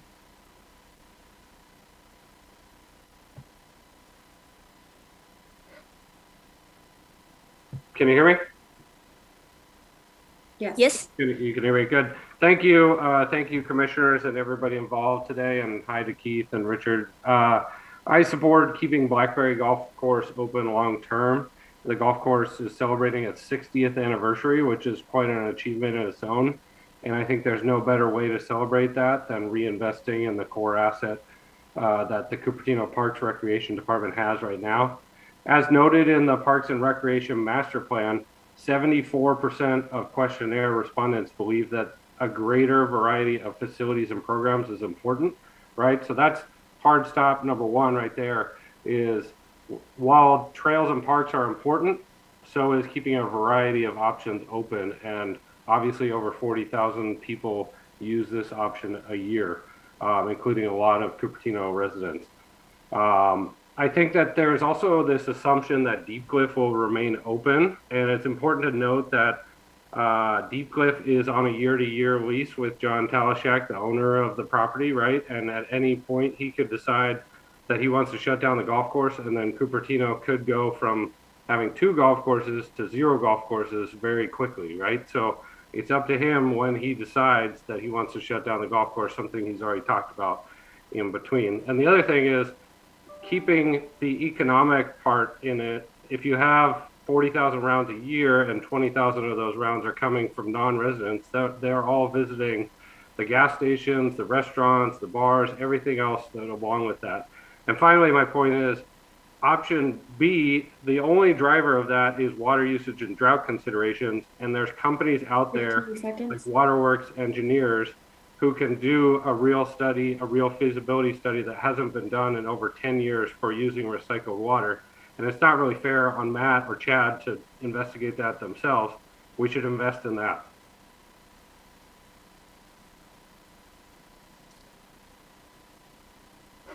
Okay. Yeah, we can go to the next one. Rose Grammy.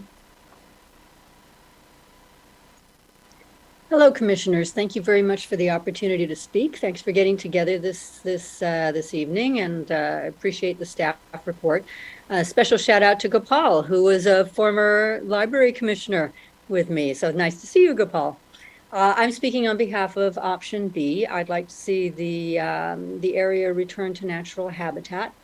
And my primary reasons for that, I'm a Cupertino resident. I took the survey. I live within 5 miles of the location.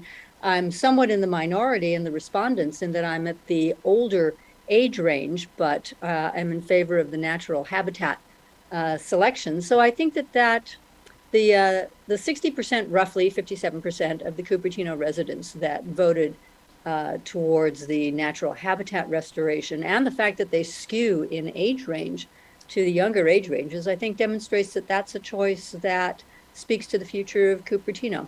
I think that the heat wave that we're experiencing now demonstrates that we really have to take climate change seriously. And when we have an opportunity to add sustainability to the natural environment that is part of the community of Cupertino, we should take advantage of that. We need to take advantage of that. What was mentioned previously about the sightings of mountain lions, I think demonstrates that you don't need to revert to natural habitat to have those kinds of incursions. We have that with the golf course currently. But what's really being studied in the natural habitat reversion is providing an environment for aquatic life, for birds, for insects, things that are going to be beneficial for our farms and gardens. And I think that's an important consideration. But primarily, the use of water is just going to be unsustainable as we move into the future. So those are my concerns, and thank you for the opportunity to talk with you. Thank you.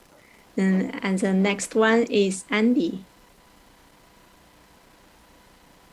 Hi there. I just want to say thank you for taking the time this evening. My name is Andy, and I'm a longtime resident of Cupertino, born and raised, and then returned after college. The city can't get rid of me. I'm back for good. I just would strongly encourage this group to represent and act on behalf of the residents of Cupertino and their interests. The residents have already shown that protection of the environment is important to them. And I really agree with the points that Rose made just previously. And to those that say raise the fees on the golf course, one of the reasons people cited that they wanted to keep Blackberry Farm rather than going to the other one that's literally just a stone's throw away was because the fees were apparently not as high as Deep Cliff. So I just want to raise that attention that as we're thinking about alternatives, looking through the commentary that was provided through the survey. But again, ultimately, I'm strongly in favor of returning the natural habitat and again, encouraging this group to think through the interests of the residents and to act on that. Thank you for taking the time. Thank you for opening up to public comment. And I hope you guys have a good rest of your evening. Thank you. Thank you. And the next speaker, Peggy Plato.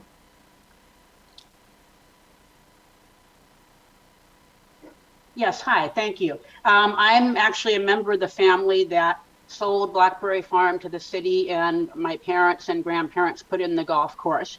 So certainly there is sort of a bias in my opinion, but I do want to point out, as others have, that the revenue figures are not accurate because the fees haven't been raised for a number of years. Golf course revenue will continue indefinitely. The natural habitat revenue was very limited.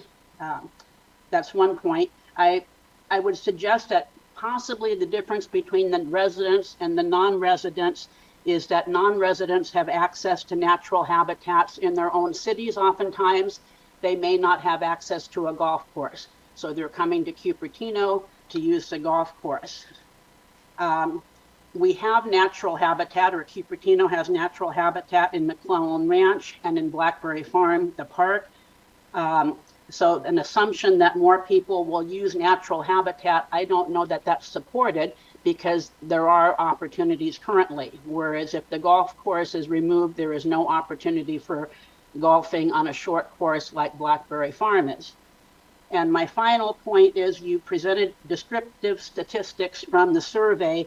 I don't know if any statistical analysis was done to see if those are actually significant differences in the percentages, but that would be something that I think needs to be considered before you make decisions based on the results. And that's it. Thanks for listening. Thank you. And the next one, Daniel Wong. Hi there. My name's Dan. I am a golfer. I think this golf course is needed. I see this as a community center for residents, like close by residents of like Los Altos and Cupertino. Whenever I play Blackberry golf course, I meet seniors or longtime residents from the community. I see juniors who need it to, as a low cost option for their own training into golf. And then I see beginners who need a place to learn to golf. So in short, this is kind of like a feeder golf course. And if, you know, as a golfer, I think we'll lose a valuable resource to kind of just foster the game and to bring more people into it. The other point I want to make is, as a population, 8% of the U.S. population are golfers. So I think in respect to the percentage of respondents who are in favor of retaining Blackberry Farms as a golf course, I think that's an outsized showing of people who favor it. I think also that the design of the golf course, as it is presently, is somewhat outdated. And I think if there are additional ways to make it more water friendly, drought friendly, by using native grasses that may lead to different design decisions. Thank you. Thank you. And the next is Wong.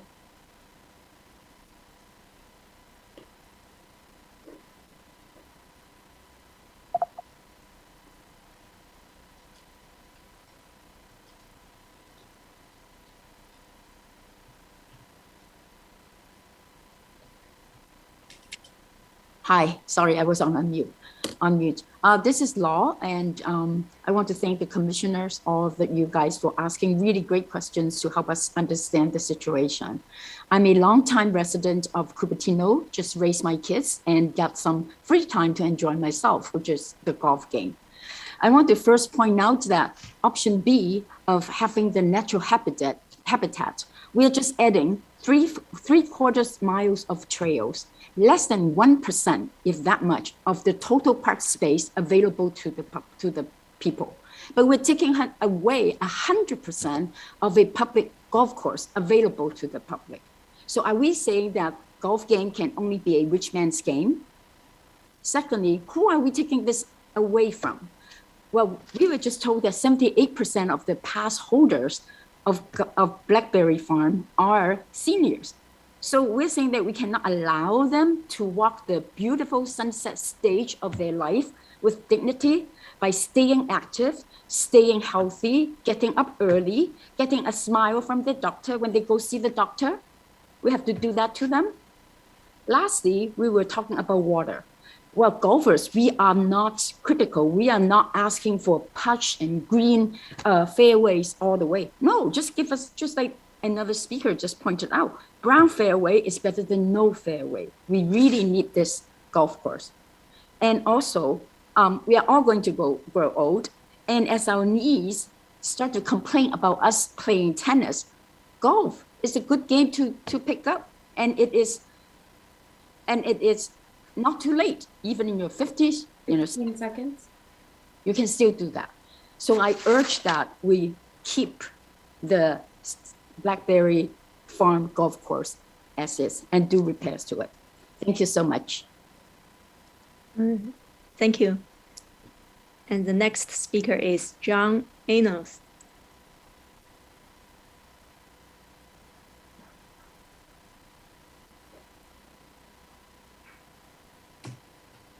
Hi, can you hear me? Yes. Yes. Hi, my name's John Ellis. I live on Stevens Creek, about half a mile from Blackberry Farm Golf Course downstream. Only there's no stream right now. And I can tell you that when you take water away, trees die. I've lost 2 sycamores this year, and looks like 2 more are going to be going. So remember, this creek is not a natural habitat. It is something which is only there because we have the dam in place right now. So there's going to be some changes coming. I am in favor of keeping the golf course. I particularly am annoyed to hear it described as a failing amenity in the initial presentation. I'm also annoyed that the initial presentation seemed to not show you a lot of the data that was shown in the first meeting we had on this subject. For instance, it was revealed then that in the old days, they would do 80,000 rounds of golf, and we subsidized a lot of Cupertino Parks and Rec from the golf course. But the city has consistently not done the bidding of the people, which was done at the last study, which said, fix it up, make it better, don't spend a ton of money, and then more people will play. Now we've wasted another 5 years, and guess what? We're back at the same boat. We need to do it, change the irrigation, fix it up, change the greens to ones that use grass that needs less water, and it's a wonderful amenity. We also need to stop just waiting for people to show up. Run it like a business. We should be having kids' classes. We could have free club rentals for kids. 15 seconds. All kinds of things that we're not doing right now. We can run this as a business. It's proven in history to be successful. Let's get on with it. And I'm an environmentalist. I walk the trails every day, but we need golf too. Thank you. Thank you. The next one is Maria Gatto.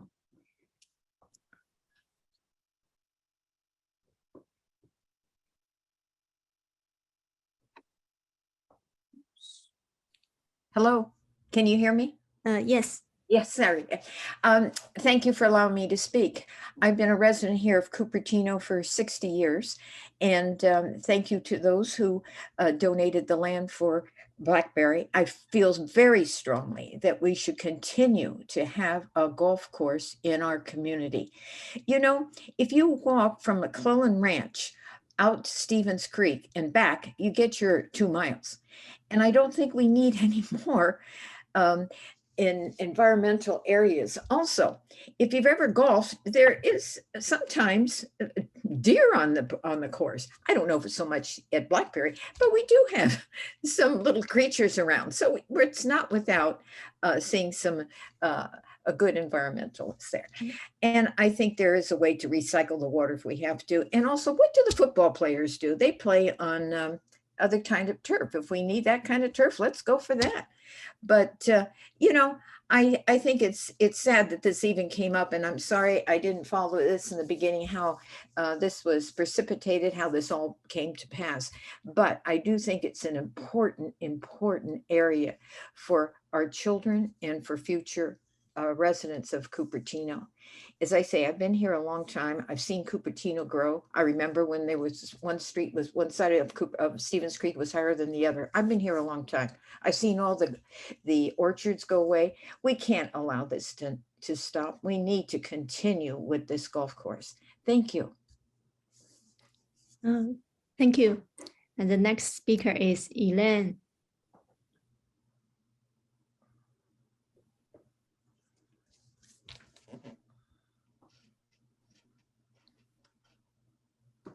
Hello?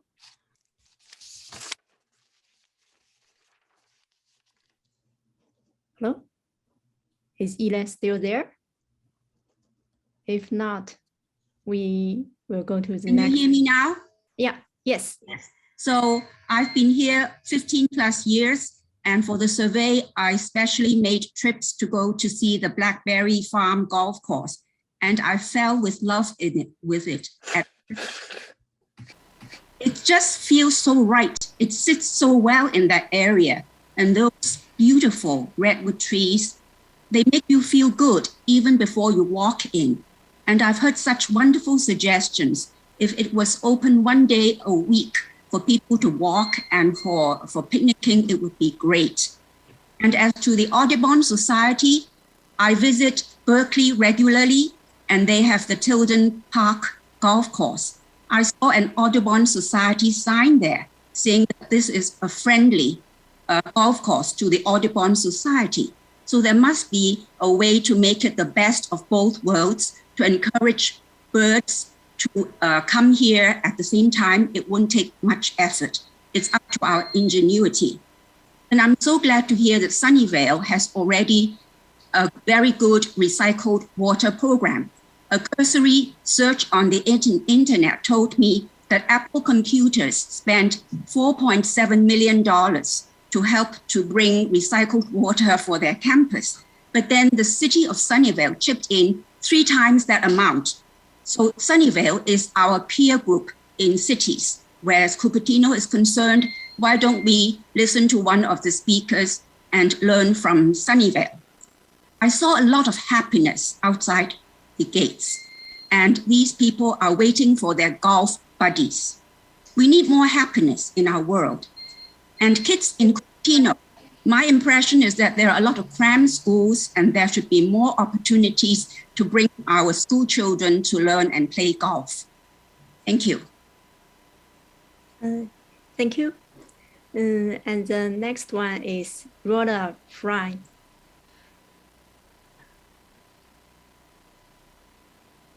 Good evening, commissioners. I hope you can have read my extensive commentary this evening. I am nearly a 40-year Cupertino resident. I'm also a member of Audubon, and I don't golf. But we do need to retain that golf course as it provides a special recreational niche in our city. I don't play baseball, soccer, or go to the library field, and I don't think we should get rid of those either. We can protect the environment and keep the golf course. We can walk along the existing trails and add natural habitat to the golf course and also watch the golfers play. It's really great to see people of all ages being outside and enjoying nature in their way and playing together. The golf course has been getting 41,000 users. We already have a trail for the 50 or so thousand users per year, and it's not overcrowded. I don't see how adding a segment of trails would make that much of a difference to our existing usage. On the economic side, I don't see how natural habitat could add 20K. That couldn't be achieved already at McClellan Ranch, which seems to be somewhat underutilized. Cupertino golf on weekends costs about $20 bucks, $27 at Sunken Gardens. Wow. The fees are just too low in Cupertino. As to water, I'm confused about how San Jose Water, a for-profit company, will get in the way of our grandfathered-in water rights. What happened to the 2006 plans to fix the irrigation? I think it was estimated about $250K, refurbishing the well, and retaining the naturalized habitat provided by the ponds. We're already learning that we might need to do more watering than anticipated for natural habitat to provide a fire break. Our best opportunity for a fire break is to have the golf course to protect the homes on Byrne Avenue and beyond. I thank you very much and really support all the golf testimony this evening. It's impressive. Thank you. And the next one is Bob. Well, you are okay to talk.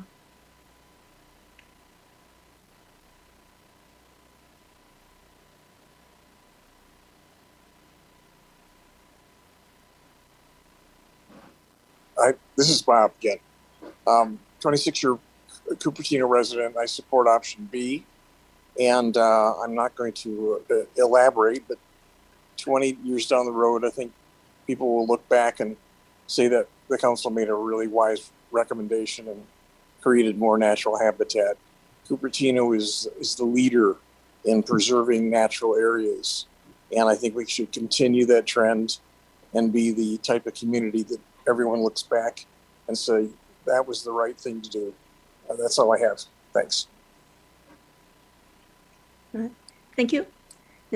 Next speaker, Rebecca Smith.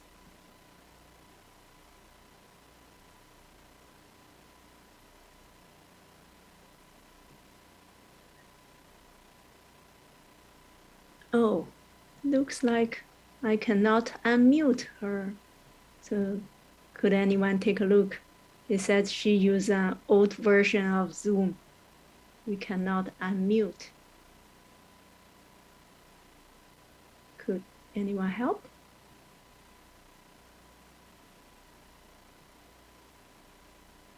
So maybe we skip Rebecca for now and come back. Hello. Can you hear me?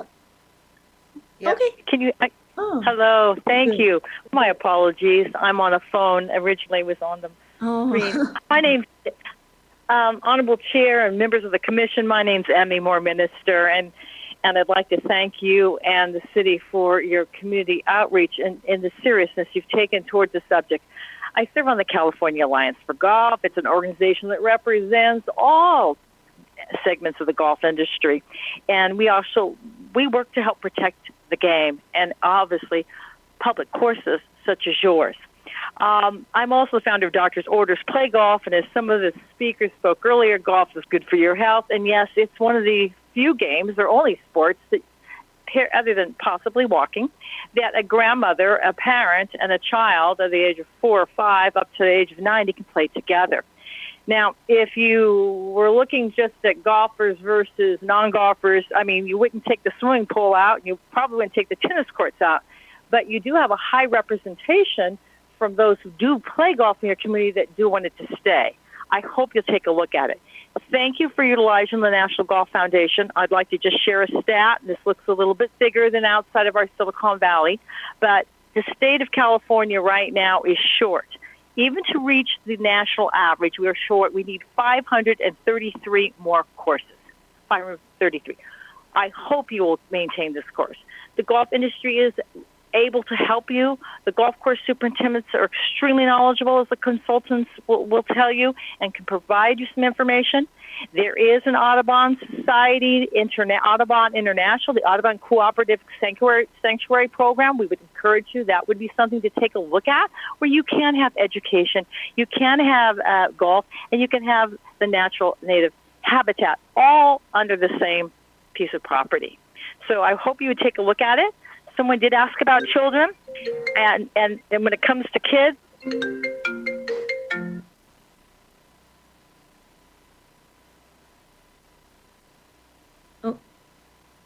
hello. So we go to the next speaker. I am unmuting. Can you hear me this time? Yes. Okay, this is Don Halsey. I'm going to speak very quickly, and then I'm going to turn over to Jim Lee, and after that, Mehul Kohlrabi, okay? And I probably butchered that, I'm sorry. A lot of questions tonight, and at this point, we're going to try to provide some answers. Jim Lee will talk very much to some of the questions on revenue. And after him, Mehul will talk about just some of the nice family aspects of the golf course. And I'll leave you with a little thing to think about as if you were a gambler. Just knock on the door of some Cupertino resident 5 years from now, and if they want to play golf, or do they want to hike, or they want to do nothing, these are the choices they have. We're presented with an option of all natural habitat or natural and golf. So if you want to have the most happy residents, then you probably want to keep your options open.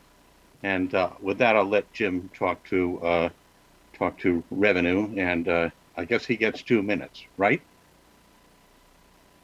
Yes. Yes, although we need him to raise his hand. Jim, if you're listening, can you raise your hand? Because I don't see him on the list. Okay. Mehul, are you there, and can you raise your hand? Neither are in the list. Nahom Abed? Can you bring up the slides that I sent in? Yes, we're getting those now. Okay. All right. Now, if Jim Lee raises his hand, please let him take over. And if Mehul raises his hand, please let him take over. So this is what we're going to talk about. Next slide, please. Next slide.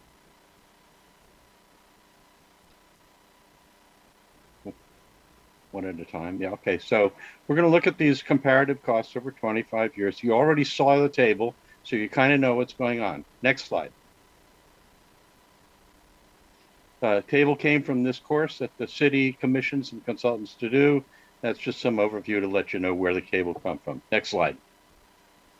So in this chart, which you've seen before, the red box up there points out that the golf course costs the city more. That's not good, okay? Well, the green box shows that you get a whole lot more revenue, and that's good.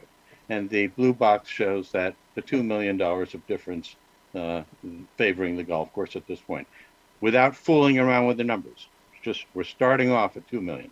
Next slide. If you look at Blackberry compared to Sunken or Prune Ridge or Deep Cliff, these are their posted rates. Sunken Gardens charges 28% more, 22% for Prune Ridge, 44% for Deep Cliff. Deep Cliff charges a 9-hole rate, which is not 1/2 of the 18-hole rate. They charge, like 80 or 90%. And that's their business. But anybody can look at this and say, hey, there's room to kind of goose things up. 10%, 20%. Okay. Whether you fool with the weekends, I don't know. But it ought to be looked at. Next slide. The feasibility study, there's a table again. If you raise things 25%, it would add $2.3 million. Okay. And then we'll go to the next slide. There's $500,000 of education. That's ranger courses that are already offered. Well, that's great, but you can offer them even if people are playing golf. So that's fine, list it there, but you list it on the golf sword too, okay? It's something you can do either way. That's it. Oh, and then the third part is Mehul. If he's available, he should weigh in. They're not currently on the list. Sorry, Don. Mehul is not registered in? No. Okay. Well, thank you. Thank you. Now we go to the next speaker, Case Waldry.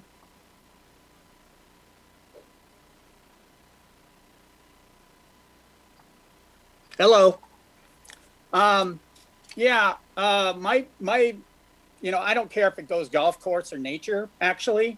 But I do think either way, having worked for the city at McClellan Ranch for 10 years and been in that corridor and such and working at a McClellan Ranch, I've seen the city do some things that concern me. And I think regardless, it's been a golf course for a long time.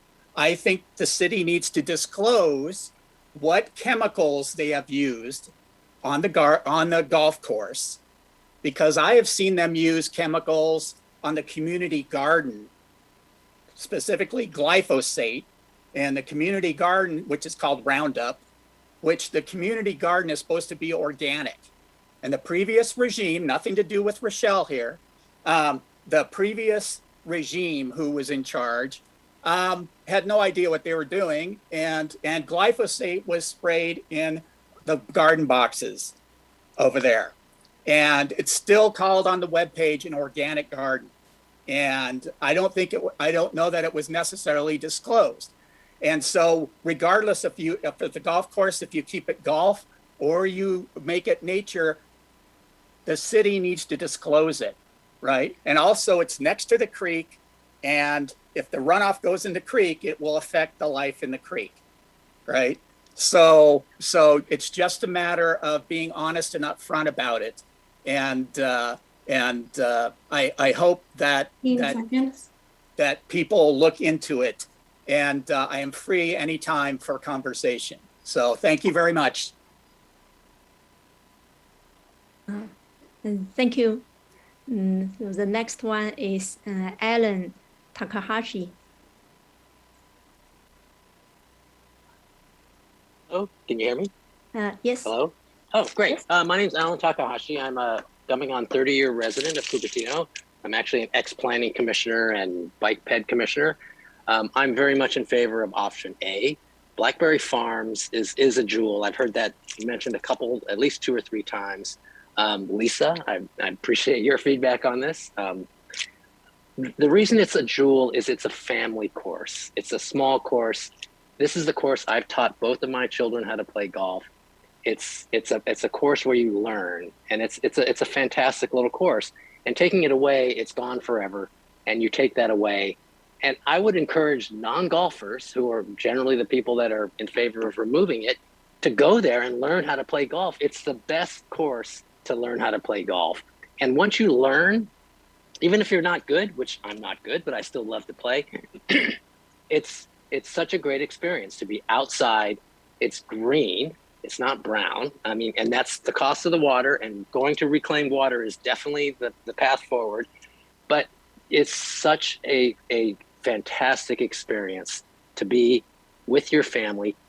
And another speaker talked about multi-generation, being able to a grandparent, a parent, and a child all golfing together. It's an experience that you just cannot replace in any other way. And so I really hope that while I know the discussions and your questions were all slanted towards option B, you got to take into account what this course does and means for the people.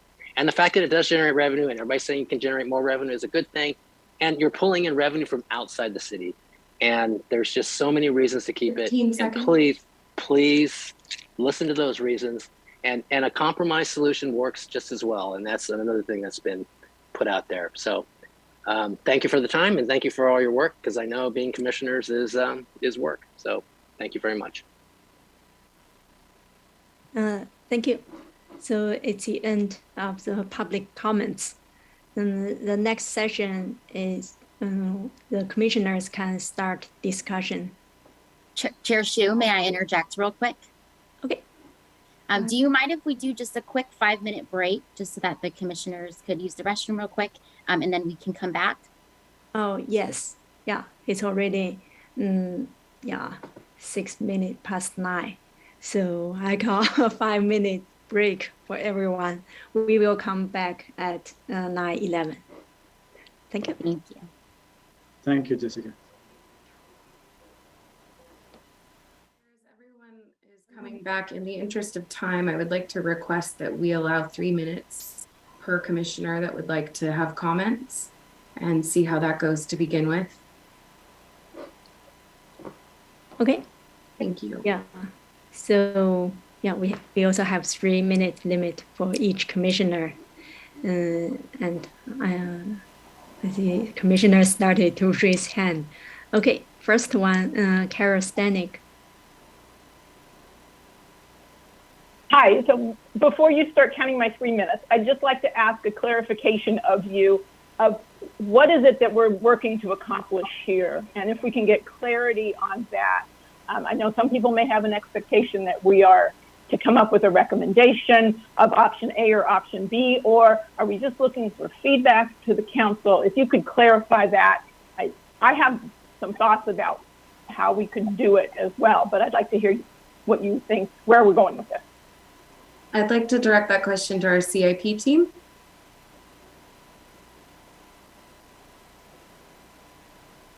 Hi. Oh, sorry. 1 second. There we go. Back. Thank you for the question. We aren't going to have a vote tonight. We realized with all of these people, it would be difficult to reach consensus. So this is for feedback. So I'm actually feverishly taking notes, but also I welcome written feedback. If you want to actually email me any comments, if you want to make sure your voices are heard for our staff report to council. So our next step will be to take the feedback that we received, as well as the comments and the results of the study and the public outreach to council for them to make a decision. And that will be in October. We're aiming for the first meeting in October. Is that helpful? I just have a comment on that. I think that there were so many questions raised here today that I don't believe we would be ready. I mean, I would like the team to come back to the Parks and Rec at the least, if not a joint commission, to come back with a lot of answers, because that's what a discussion would be. So I don't think you would be ready in any shape or form to go to the council at all, because I have a lot of questions that I don't think have been answered today.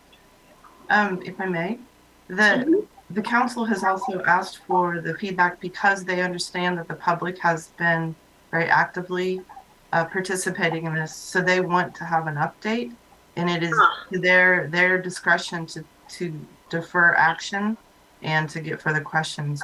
And it's worth noting too that we are trying to keep this at a very high conceptual level discussion. That if we were to take one path or the other, there would definitely be questions and more study that needs to be done. So if I understand this correctly, you are asking us for feedback and you're going to take the feedback to the council, not for a decision, but just for their information? We are giving them the information that we've gathered to date, and we will ask them for recommendations on the next steps. Okay. So I think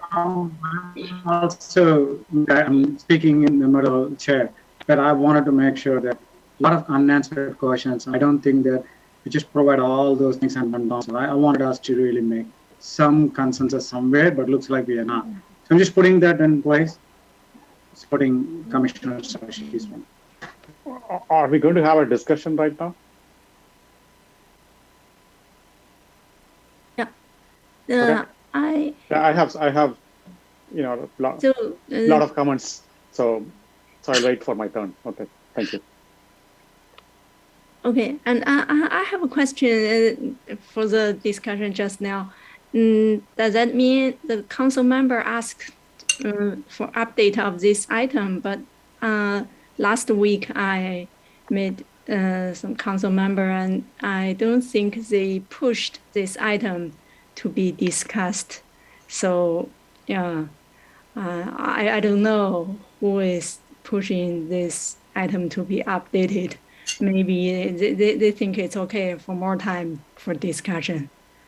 I will say that's true. We haven't received council direction to put this on the agenda. That isn't, didn't mean to misrepresent that. I'm just saying that we have had a lot of people at council meetings in this forum on the survey giving feedback, and we wanted to give council an update so they're aware of where we're at.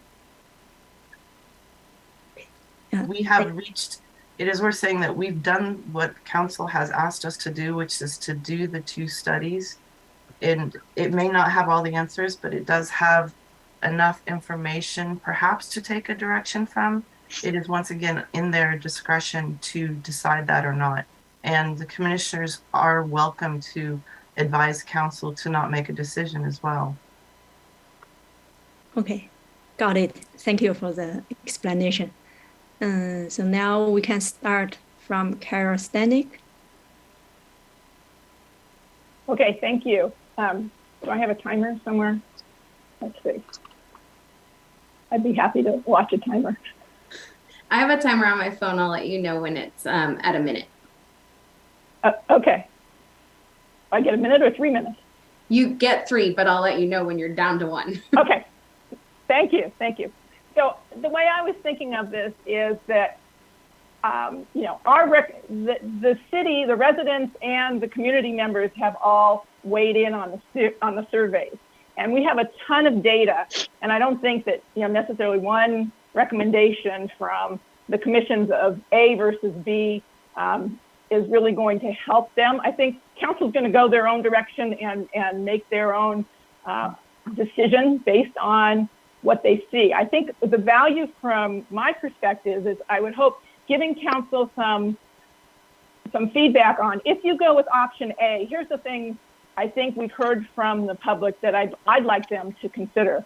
And so for option A, I would like to strongly recommend that we have to do reclaimed water or recycled water, and that's just something that we need to do for the planet and the earth. I would say don't water between the tees and the green, just like a lot of people have suggested. In addition, as we've heard open it up for 1 day a week. I would go farther, open it up 2 or 3 days a week to allow more residents to enjoy that. So that's if they're going option A. Those are some of the things I think they should consider. If they decide to do option B, I would ask them to work with Deep Cliff and Sunken Gardens to offer Cupertino seniors discounted rates to play 9 holes. So that would take that whole issue of it's cheaper here versus somewhere else. Now it doesn't, of course, the courses are different. But if they go that way, I think we should absolutely be talking with our partners in the community. They could, if they go that way, they could also consider using part of the site for a healing garden. That's something that we have talked about as a Parks and Rec Commission. But again, that would be part of the designing of that. 1 minute. And you know, I think I get literature from the water department that says, let your lawn grow brown. A lot of my neighbors have brown lawns. I have drought tolerant landscaping. I think if we go down the keeping it all green, then we're going down a path of do as I say, not as I do. And so it won't be a very good model as a good corporate or good city citizen to go down that model, to go down that path. As far as raising the fees, I think Andy said it best, where she said, you know, there is this thing called elasticity of demand. You raise the price, sometimes the demand goes down. So you can't just assume that raising the price, you could get a lot of revenue. I don't think council will look at this just from a revenue perspective. I think it's much more a quality of life issue. And if they want the quality of life to be the golf course, I think they should do that, but they should consider these other options. And alternatively, if they go with the other option of option B for water perspective, they should consider making it better for those people who are losing their golf course. That's all. Okay. Yeah, another good point. And thank you. So the next one is Sashi Begor. I will take a page out of Carol's book and kind of do the same kind of thing. My issue, though, is that, you know, we have recommendations for option A, we have recommendations for option B. But before we can recommend anything for A or B, I think we need data about how we can use recycled water, how we can use fake grass through part of it, because that's also an option in some golf courses, how we can let the grass grow brown. That all adds up into the calculation for not only the cost of maintaining the golf course, but also for the amount of water it is going to need in the end. And I think realistically, the number should be, what is it going to be for 10 years? Because 25 years is a nice number to take over a period of time, but who the heck knows? I may not be even there. So bottom line, you know, let's be more realistic. What are the numbers going to be in 10 years? Because that's an apples to apples comparison, I think. But with the recycled water, with that fake grass wherever it fits, with other options. Now coming to option B, it's you know, the on the surface of it, it doesn't seem like there is any problem with going to, because it's all, you know, it's supposed to be habitat that, you know, that works for everybody. My concern is, and I think one other commissioner brought this up, how do we prevent this from becoming a housing issue later? That's my biggest concern.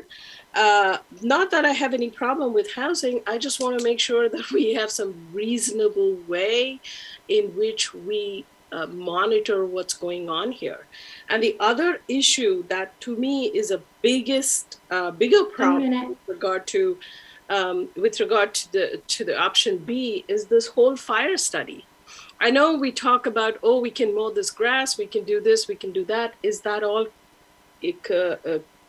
concern?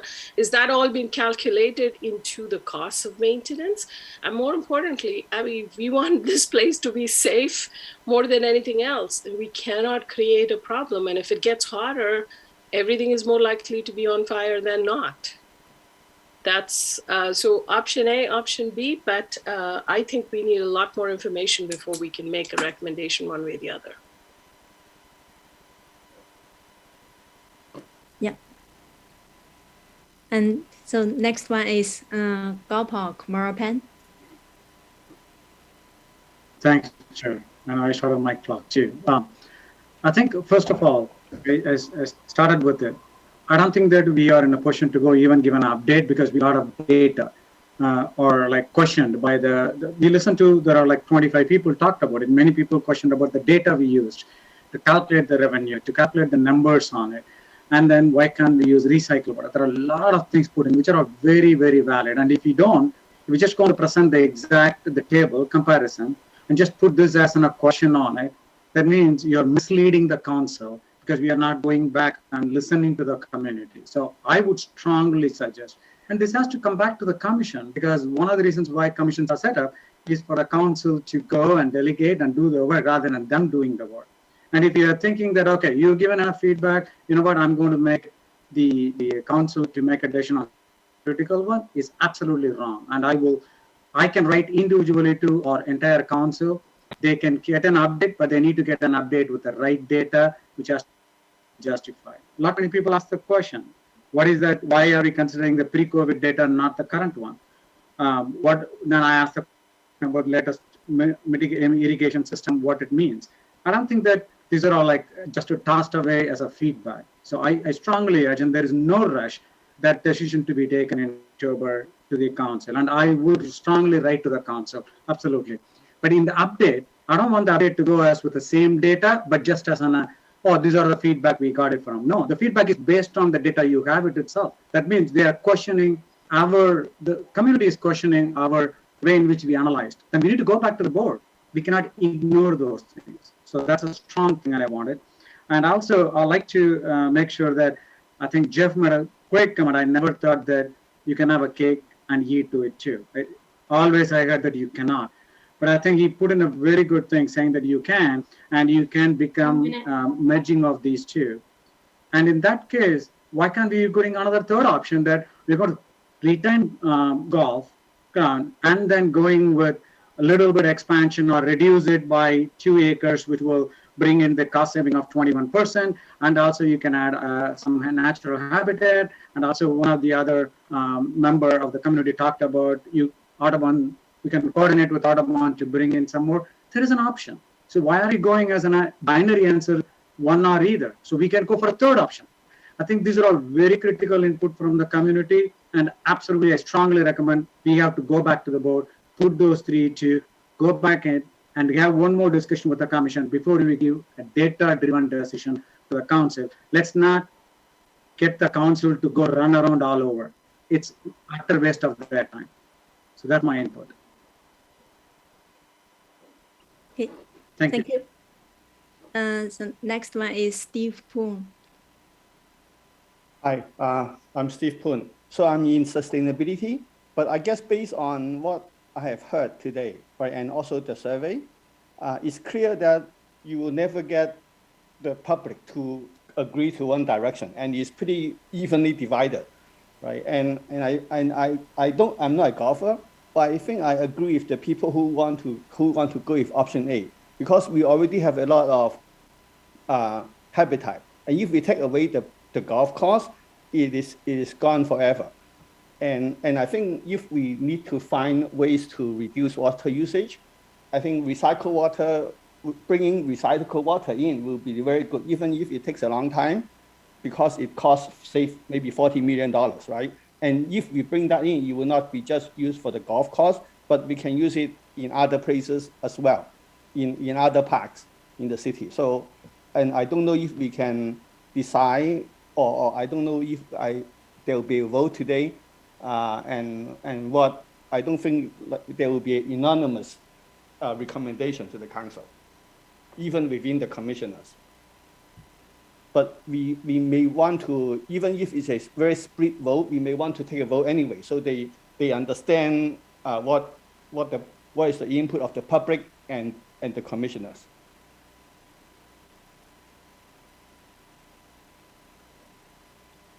Okay, thank you. So that's all. Okay, next Commissioner Ilango Ganga. Yes, thank you, Chair. Okay, I'll go back to my revenue question that I had. I think that we need to sharpen the pencil to figure out how we can increase the revenue so that whatever improvement that we are doing pays for itself and more than that. right? I think, how can we retain? We have already increased the participation to 46%. So how can we really retain them, right? Half of your marketing is already done because you need to figure out how to retain those users of the golf course so that we can, get better revenue. Okay, that's number one. The second thing is I'm again looking at the improvement numbers, the capital cost for the natural habitat. It's pointed out as like a close to $1.9 million. That number is grossly underestimated. Just now, you built a Ragnat Creek trail, it's a 3/4 mile of a trail built on an existing path, and it costed $6 million. Even if it discount for the fences and safety features that have been there in the trail, remove that, it's still half of it if you take $3 million just for 3/4 of mile of paving, having a granite path. It's not even a paved path, right? Sorry, decomposed granite path. So I think it's grossly underestimated. And the other thing is, if you have to go back and plant all those oak trees in there, and all the the planting that we have to do in there, if I have to do a drought tolerant plant in my just backyard, it costs anywhere from $50,000 to $100,000 to improve it in a small residential lot, front and back side, right? Whereas here, what I'm seeing is like $1.8 million for that's again a grossly underestimated one because the contractors for the city cost a lot more than what it is. What it costs a resident. I mean, we have seen that while building the Ragnat Creek Trail. Okay. Then the next thing I also wanted to point out is what is the current value of investment on the current golf course? That's being not taken into account at all. If I have to go and put a new golf course in that property of 12.5 acres, what is the investment of it? That the net present value of that investment is also to be added to that natural habitat. Let's assume, for example, it costs like $15 million or $10 million to put a new golf course. Your cost of natural habitat is destroying the existing investment and then adding another $2 million on top of it. No, it's not two. Maybe it'll be 5 times more than that for building the natural habitat.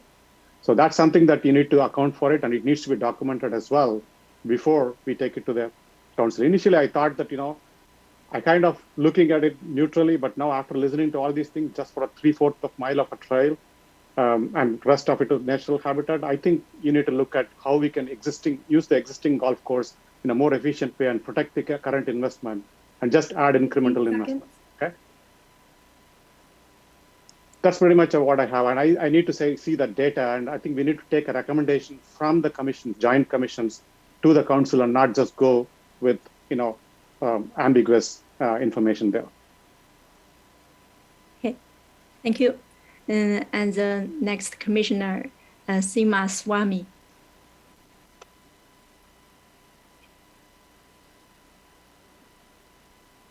Seema, you're muted.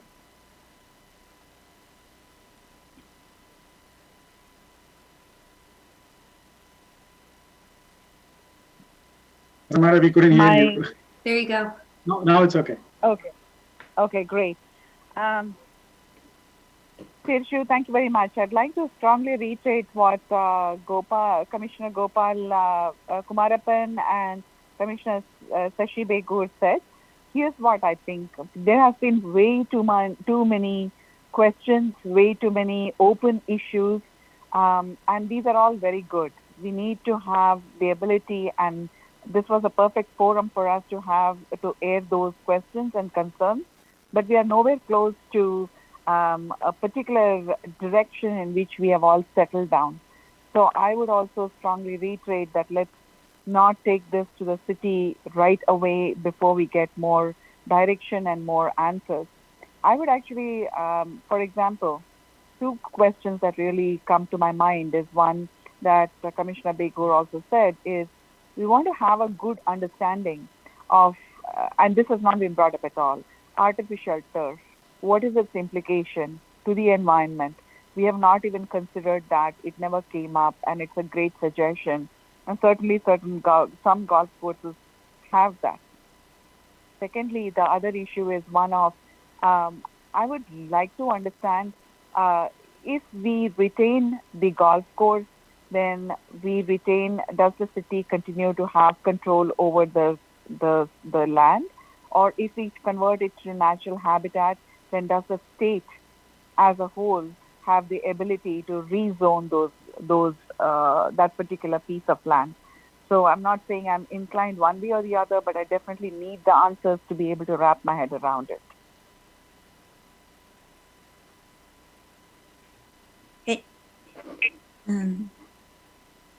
So we just go to next Commissioner Sonali, Sustainability Commission. Hi. So I actually want to reiterate and say that whatever Gopal has said, that there are so many options right now, and I think we need more information. And as I had said in my previous comment, that there can be a middle road where we can actually have good things of both worlds. We can actually contact the other cities to understand how they have done their golf courses to make it more sustainable and have better use of water. So I kind of concur with everybody. So that's what I wanted to say. Thank you. Thank you. Next one is Jack Carter from Bike Commission.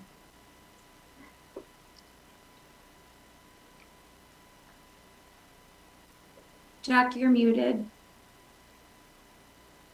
I'm apologizing for the video because I'm up in the attic avoiding the family right now. But I think that we've gone really deep in the weeds and a lot of details that we with information that it's been said that we won't, they're just ballpark numbers and stuff. So I think before we even go down to that path, we really need to find out, what do we want? Do we want to have, if we're going to go with just the two choices, do we want to have the golf course or do we want to have the open space here? I mean, before I got onto this call, I called up a friend of mine who's an avid golfer, and he said he never goes to Blackberry Farm golf course. He goes to all the others, but that the people who do go here are usually older folks, I guess people like me. And I look at, when he started talking about what this golf course was used by, it seems to me, it sounded to me like it's almost an extension of our senior center. So I think we need to be really looking at what some of the comments were on, is this something that is going to be helpful for enhance Cupertino in terms of this recreational value for this class of people?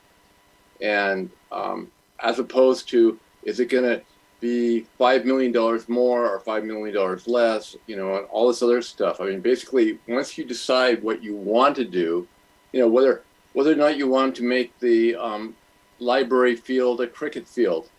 I mean, basically, you're saying this is something that the people really want to use. This is a niche that they can't get otherwise. So that's where I would rather go, start there.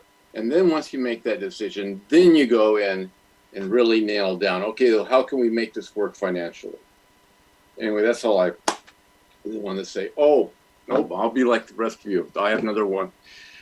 I think also you need to be concerned about the traffic on the Blackberry Farm, that little road going down to the Blackberry Farm, if you're going to increase the parking lot there. Just needs to be something to be concerned about. Anyway, that's it. Thank you. Thank you. And the next one is Gerard Eschelbeck from Bike Commission.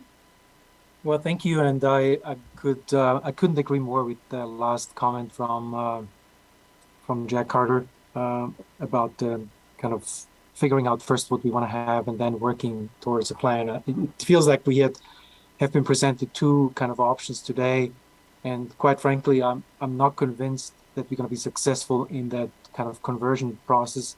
The city has tried to unsuccessfully so far convert the McClellan corridor, and I've been going there by probably for 10 years, and it's kind of a sad experience after 10 years seeing kind of what's happening there.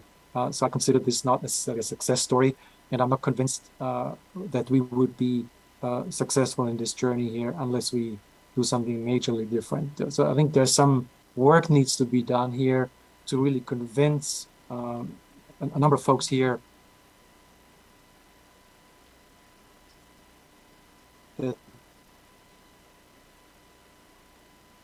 this option can actually is a one-way option. If we convert the golf course to a wilderness or a open space, this is a one-way option. This is not going to go back ever.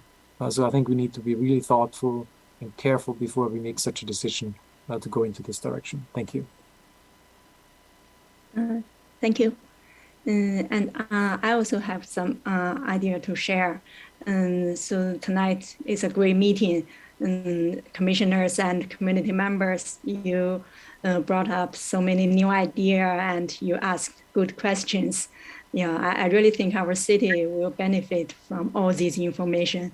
So most commissioners already asked good questions. Now, I just want to share some information about history of this topic. Maybe we can find something valuable from the past study.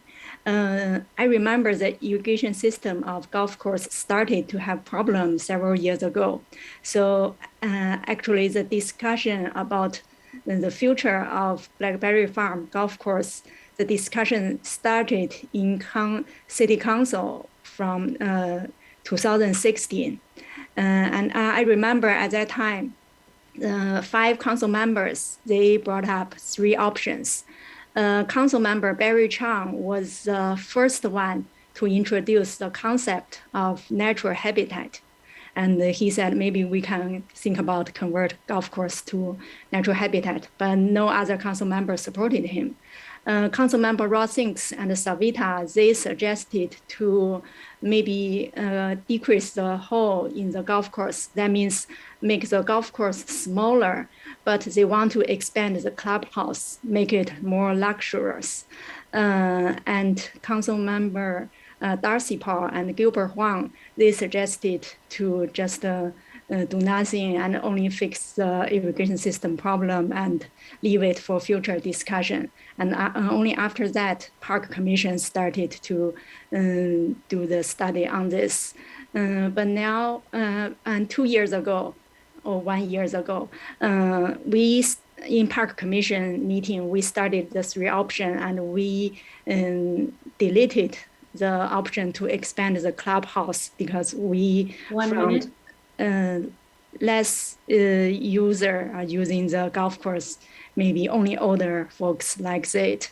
But now from today's discussion, I'm thinking maybe we can think about that option, but only decrease the area which need water and maybe think about change some other place to natural habitat.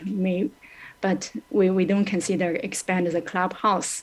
But I remember staff already have some study on the decreased area of the golf course to save water. There's already some study, some report. So that's my suggestion. 15 seconds. Yeah, maybe the third option. Okay, just this.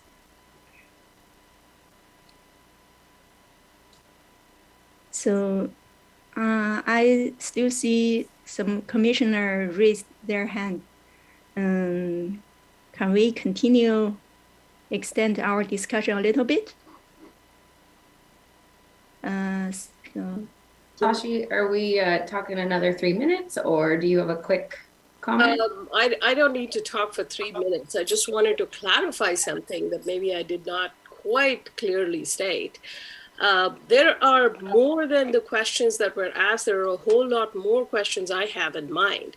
So by no means are we ready for us to go to the council with this set of information.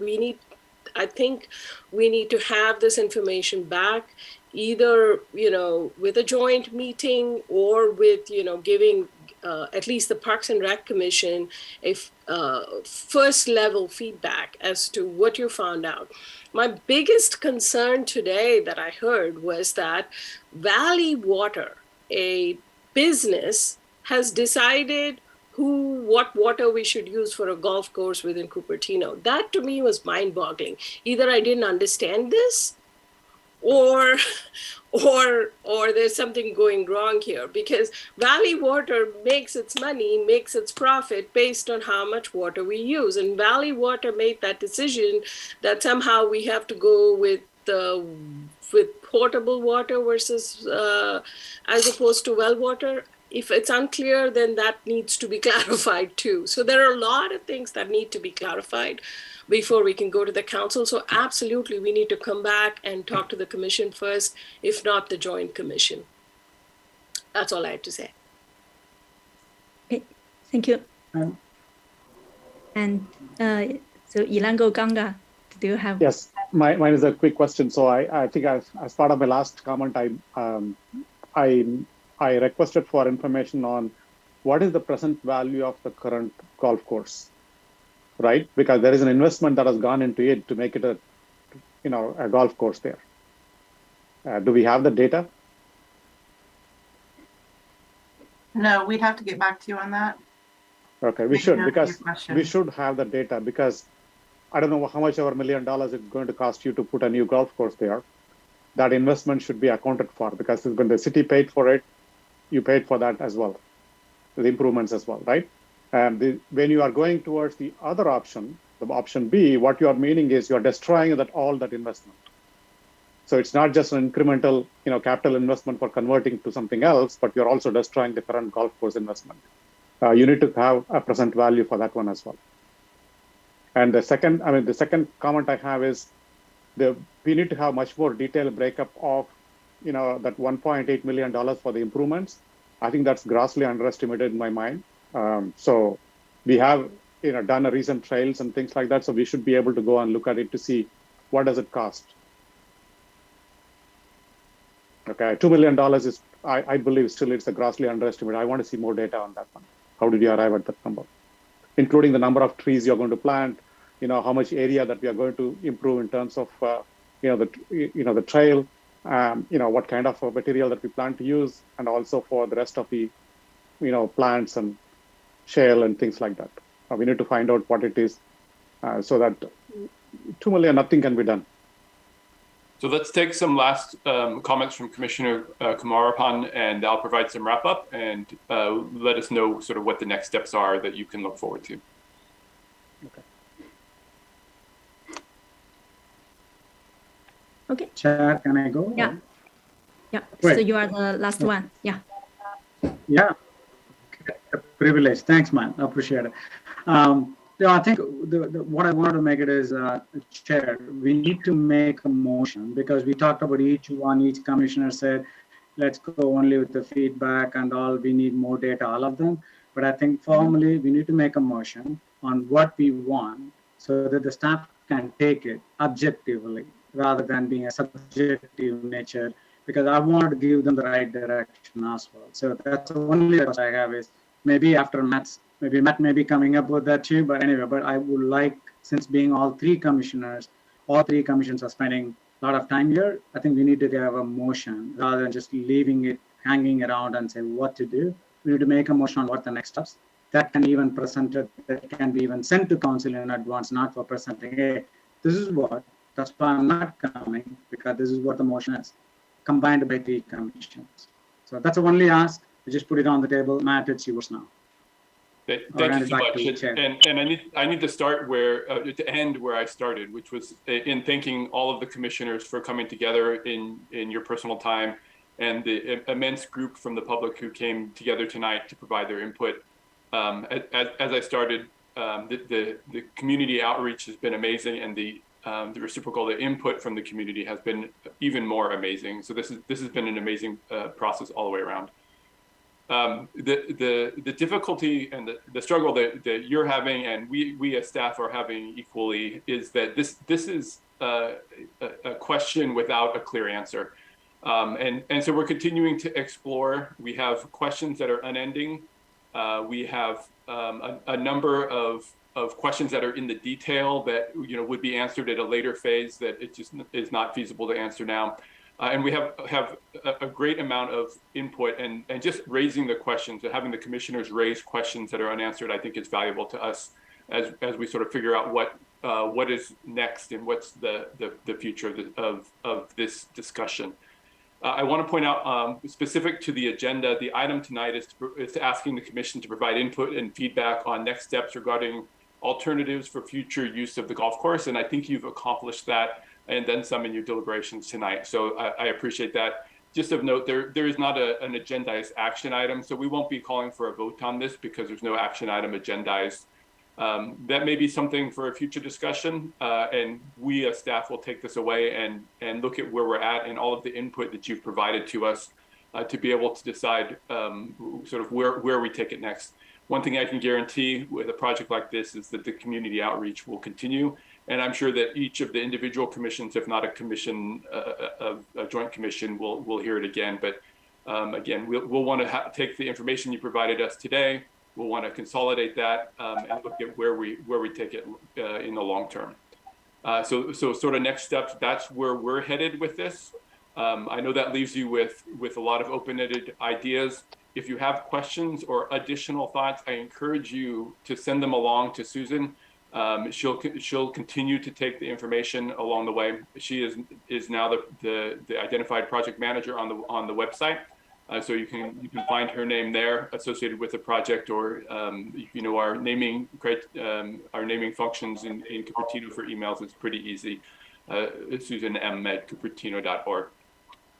And with that, that concludes sort of my wrap up with this, and I would encourage you to move forward at this point and to track this project as we continue discussions. I actually have a comment to make based on your comments, Matt. Am I allowed to do that? So I guess again, we're stretching this out. Why don't we go around for 30 seconds each on comments, just real quick, if you can be concise, yes. So that we don't belabor this too much. Okay, so the question I have is, you said you would take next steps. My understanding of the next steps is unclear. What are your next steps? So I envision a number of things for next steps. So first of all, as I said, we need to take the information that we received tonight and digest it and figure out where we need to provide additional information and do additional research, and where the questions are just sort of for a later stage. And decide where we go from there. It's likely at this point that we'll bring it to a study session for the City Council. So what does a study session mean? It's an opportunity for the council to discuss it and hear all of the input that we've had from all of the community and all of the commissions to give us sort of here is the next steps that they want to see, or here is the information that they want us to gather. Keep in mind that the City Council provides us the direction. We are advisory to the council, as you are, in providing the information. So we want to get them your thoughts, your information, and then let them provide us additional detail before we go off in a direction that they may not agree with. So let's go to Commissioner Gonga and see if you want to take your 30 seconds. Yes, I see the agenda is like to get a recommendation on next steps, right, from the joint commissions. So why can't we do a formal feedback here? Because I don't know what is the next steps. That's not clear. So can the joint commissions, write a statement right now as what the next step should be? So I think we've got your next step ideas through the conversation that have occurred. So there's a lot of information, a lot of questions you would like to have answered. We'll try and categorize those in a way that's meaningful and provide them for future discussions. In terms of next steps, I think it's clear. You have additional information that you'd like to have us bring back to you. And so we need to go through those questions and see if that's information that's reasonable to bring back to your direction. If it is, then we'll be back. Again, it may make sense for us to go to council as an interim step and have a conversation with them, letting them know that here's a list of unanswered questions from the commissions that you would like to hear about, and let them provide their input on additional information as well. That serves a further purpose of sort of consolidating and providing a defined effort so that we're not continually going back and doing additional studies or refining studies. Why don't we write that up and then take a voice vote from the joint commissions? That way it becomes formal. As I said, there's no agendized item for an action here, so it's not necessary. It's an input meeting, and we've certainly received plenty of input from you tonight. So I think we're clear, and you've met the goals and the detailed items in the agenda. Let's move to Commissioner Kumarapan. Yeah, sorry. Thanks, Matt. Yeah, so one request I will make is, whatever the city staffs are consolidating it, like to make sure that we see it as a joint commission, because that's going to be printed. I know it will be as a public. It'll be available 24, 48 hours or whatever it is. We want to see that, because each one has given, I know what's going to be presented. Typically what we do, Matt, typically it comes back to Park and Rec in general. Whenever we do, they present back, the staff says, this is what you're going to present to. We do it, but since all three commissions, it's going to be difficult for the staff to go and present all of them. I understand, but I think we would like to see that too. So whatever mechanism it is, I know it's a public one, so I'll leave it to you, but that's important. That's a fair, we want to see the that's a fair point. Thank you. What we'll do is consolidate the notes. We'll get an email out to you all, letting you know that they're there. And as I said, Susan's available for comments. So if you see something that we missed or something that you want to comment on, please do so. We have the recording of the meeting, so we're able to go back in addition to notes and make sure we can fill in some gaps. Commissioner Swamy? Thank you very much, Matt. I want to actually just ask that you add one additional piece, which is either of these options, which of them is open to or has the potential of getting rezoned into something else. So that is a very, very critical piece, because Cupertino is losing a lot of open space and open land. And that is something that would be very critical for us to wrap our heads around, to make a decision if there is a potential for rezoning and building of houses, buildings, anything else. We need more open spaces. So that to me would be something I really want to understand. Option A, option B, what are the pros and cons in terms of which one has a greater propensity for getting rezoned? And I can answer that easily tonight. I think they both have the same opportunity for rezoning, and that's near zero. There's not a political appetite to explore anything like that. So not part of the discussion and not part of the consideration at all. I think with that, I'll turn it back to you, Chair, and you can go ahead and conclude the meeting if you'd like. Okay. So I just want to summarize something. So that means in the presentation in the council meeting, staff, they won't bring up some recommendation or maybe some biased opinion, just to collect all the input and to show the result of the surveys and the community feedback to council member. So if so, I just encourage the commissioners and the community members attend this meeting. If you have time, you should join the council meeting. Yeah, I know our staff, they did a good job to get a report, but if you really want to make sure your voice is heard by council, I encourage you to speak in the next council meeting to give your input directly. And I second that completely.